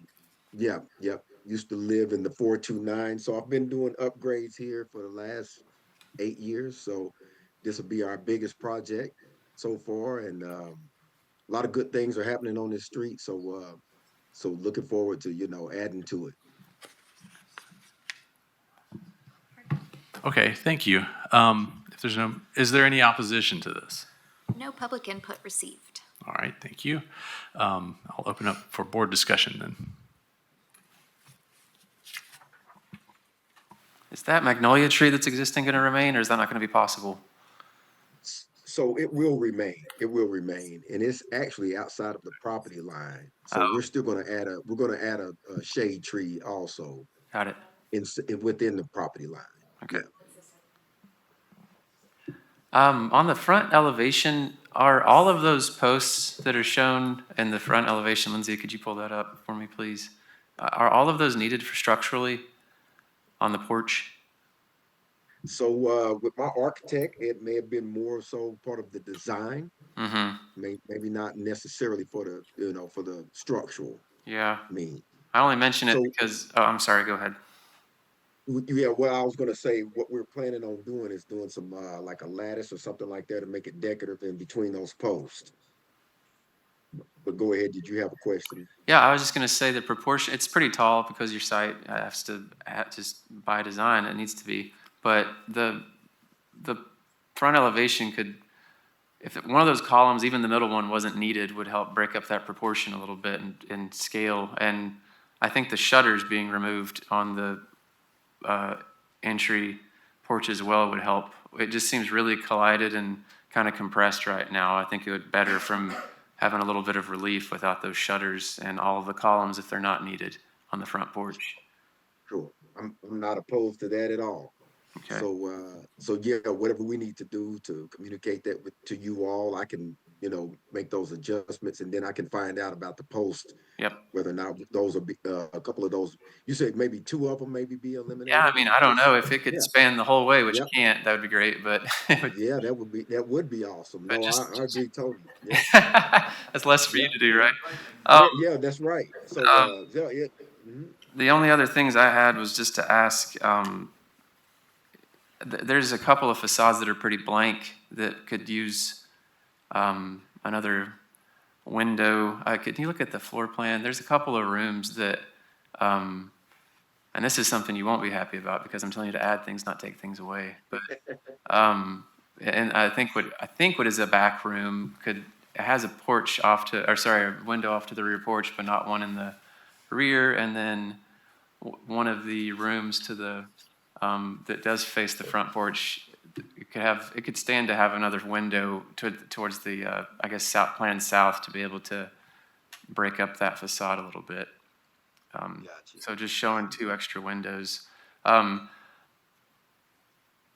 and that's it. That's all my comments. And say, which room was that in again? I'm sorry. Let me make myself a note here.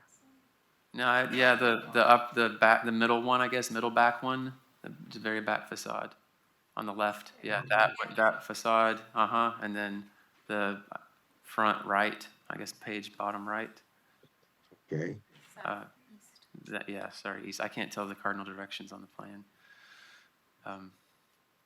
But other than that, front porch is to the right. yep. Okay, so maybe the front right. Yes, sir. I got you. Yep. I do want to be careful about requiring beyond what the infill guidelines are. Yeah, I thought it was to the point of the continual, if there's a large expanse of blank facade, if it were to require a window or not, that's usually a comment we get. So That's true. I was preemptively making the comment, a recommendation to fix that.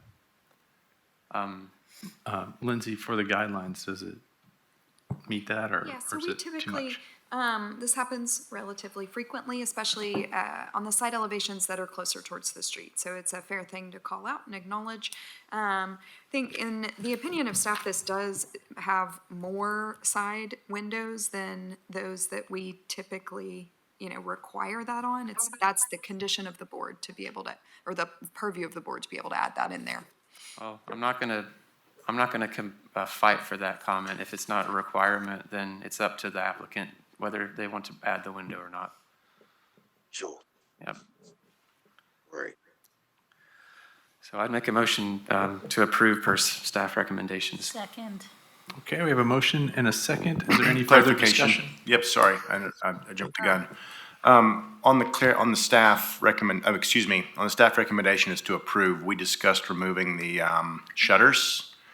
Is that something that we're working into the motion, or is that something, I know the applicant agreed to it, but is that something that we're putting in the motion, or is that a suggestion? I would add it to the motion, yes. Okay. Thank you, John. And then the investigation of the columns and the additional windows is up to the applicant. Okay. Right. Did you restate that? Yeah, Laura? you need to restate it, and then I need to. Yes. Sorry. I make a motion to approve per staff recommendations with an additional condition that the front shutters are removed from the project, and suggest that the applicant investigates additional windows on blank facades and removal of columns that aren't structural on the front porch. And quick question, how do I communicate? Do I need to Work with me. submit something to you all? I'll work with you directly. You'll work with Lindsay. Okay. Second. All right. Sounds good. All right, thank you all. Thank you. Okay, so we have a motion and a second. Is there further discussion? I would just like to say, I think these drawings are really nice, and I've appreciated the application and submission. I agree. I particularly like those tall windows. All right. So, any further discussion? All right. No? All right. So we have a motion and a second. All in favor? Aye. Any opposed? Motion passes. Thank you. Right. Okay, one more. 3221 Bellevue Street, 4D24IH. So we are now in the Edgewood Park neighborhood. This is a new primary structure fronting Bellevue Street. It is a 1.5-story residence with a side gable roof with a 6/12 pitch. It's 10/12 with a 6/12 pitch massing towards the rear. There's a projecting front gable roof massing on the right side. The house measures 30 feet wide by 35 feet, 4 inches deep. There's a recessed entry with a front gable roof entry vestibule. The parking is located to the rear. It's accessed via Seymour Avenue, so that's the corner street on an existing driveway. So just to go through some of the findings, the house is proposed to be set 28.5 feet from the front property line, so from that entry stoop. So the main massing of the house is 32.5. The average front setback of the block face is 40.2. The adjacent house is at 39. The house should be recessed towards the rear somewhat to align with the adjacent house. The block to receive new construction is characterized mostly by minimal traditional houses. There are several comparable houses in Edgewood Park that have these 1.5-story, like large front gable roof massings. There's some on the 3300 block of Bellevue. The parking meets the infill housing guidelines, and there may be final site plan modifications necessary to meet city engineering standards. Overall, the facade is similar in scale and width to the context. In particular, this block has minimal traditionals where the wider elevation faces the street. The foundation is not as tall as other historic houses and neighborhoods in these blocks with the minimal traditionals, but the final foundation should be at least 12 inches tall to reflect the context. There's an entry stoop which meets the guidelines for neighborhoods characterized by small lot 1930 to 50 era houses. It's a real niche of the design guidelines. It has a 4x5 entry stoop with a steeply pitched front gable roof. The board may discuss the window sizes and designs. This neighborhood does typically have double hung windows. Overall, the roof pitch meets the design guidelines. There is a 6/12 pitch massing that goes towards the rear that's a unique element for the neighborhood context. However, in Edgewood Park, there are several examples of craftsman houses where the roof pitch is more shallow, projecting towards the rear, particularly on Edgewood Avenue. The design guidelines note that clapboard-like materials should be used where wood siding was used.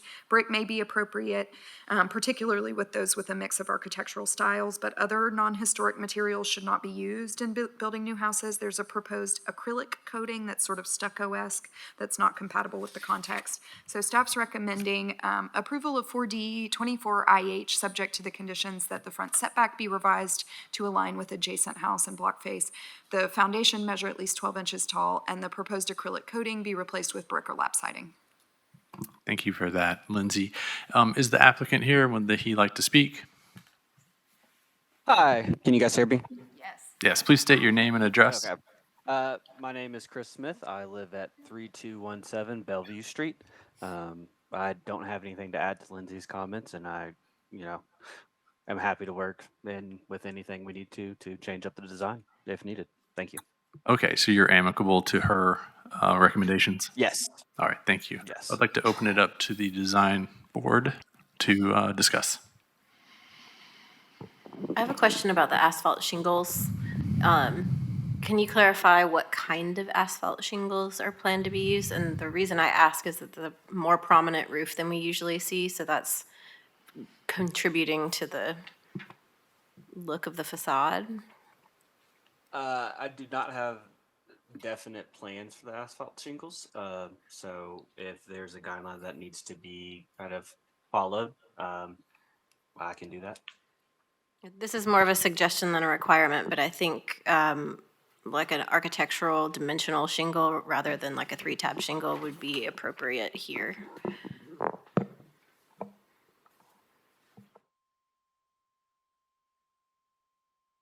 Is there a elevation view of the rear?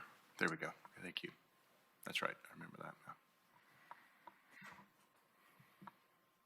now. Also add that the applicant, I don't have it on here, but the application includes an extensive amount of landscaping details related to existing and proposed trees on the site. And that's all in the packet. I had a question about the trees. I appreciate that you're preserving the trees that you can and being thoughtful about your new trees. I can't see where the power lines are, but I'm assuming that you've considered, since the current trees that are being removed are, because of the power lines, that you're considering the new placement of the trees and the current power lines, correct? Yes, the old existing ones are pretty much right on the property line, and I'm actually shocked that they haven't been kind of trimmed back a little bit at where they're at. The one in the front that's kind of shown the pecan tree, and that's going to reach pretty tall. So the removal of that is to kind of make sure nothing happens over there, and then we're going to bring in the rest of the trees that will be planted inside that a little bit more. Thank you. Based on the staff recommendations, what's your feeling on the siding, the replacement you're going to replace the acrylic coating with? I really, now that it's being replaced, it's kind of, I want to really find something that goes more classical. Now, I think one idea is to go all brick, which would be great, but there's a lot of cool kind of architecture on Fairmont and Emerald that kind of are reminiscent of this type of house, and so I might go look at those and kind of figure out how to incorporate lap siding to look more historical in that aspect. Okay. But for right now, I think it would be brick would be my first step.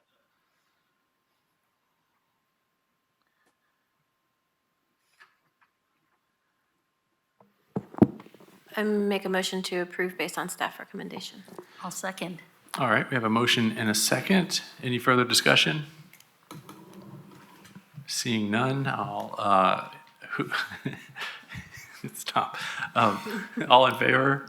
Aye. Any opposed? Thank you. Motion passes. Thank you, Chris, for your endurance. Thank you. Thank you Thanks to so you much. guys on the side for your patience with this. It's not always like that. Yes, thank you, everyone, for a long meeting, and we will, I'll close it up, and we'll be officially done. We should probably expect more of these, though, in the future, so buckle up.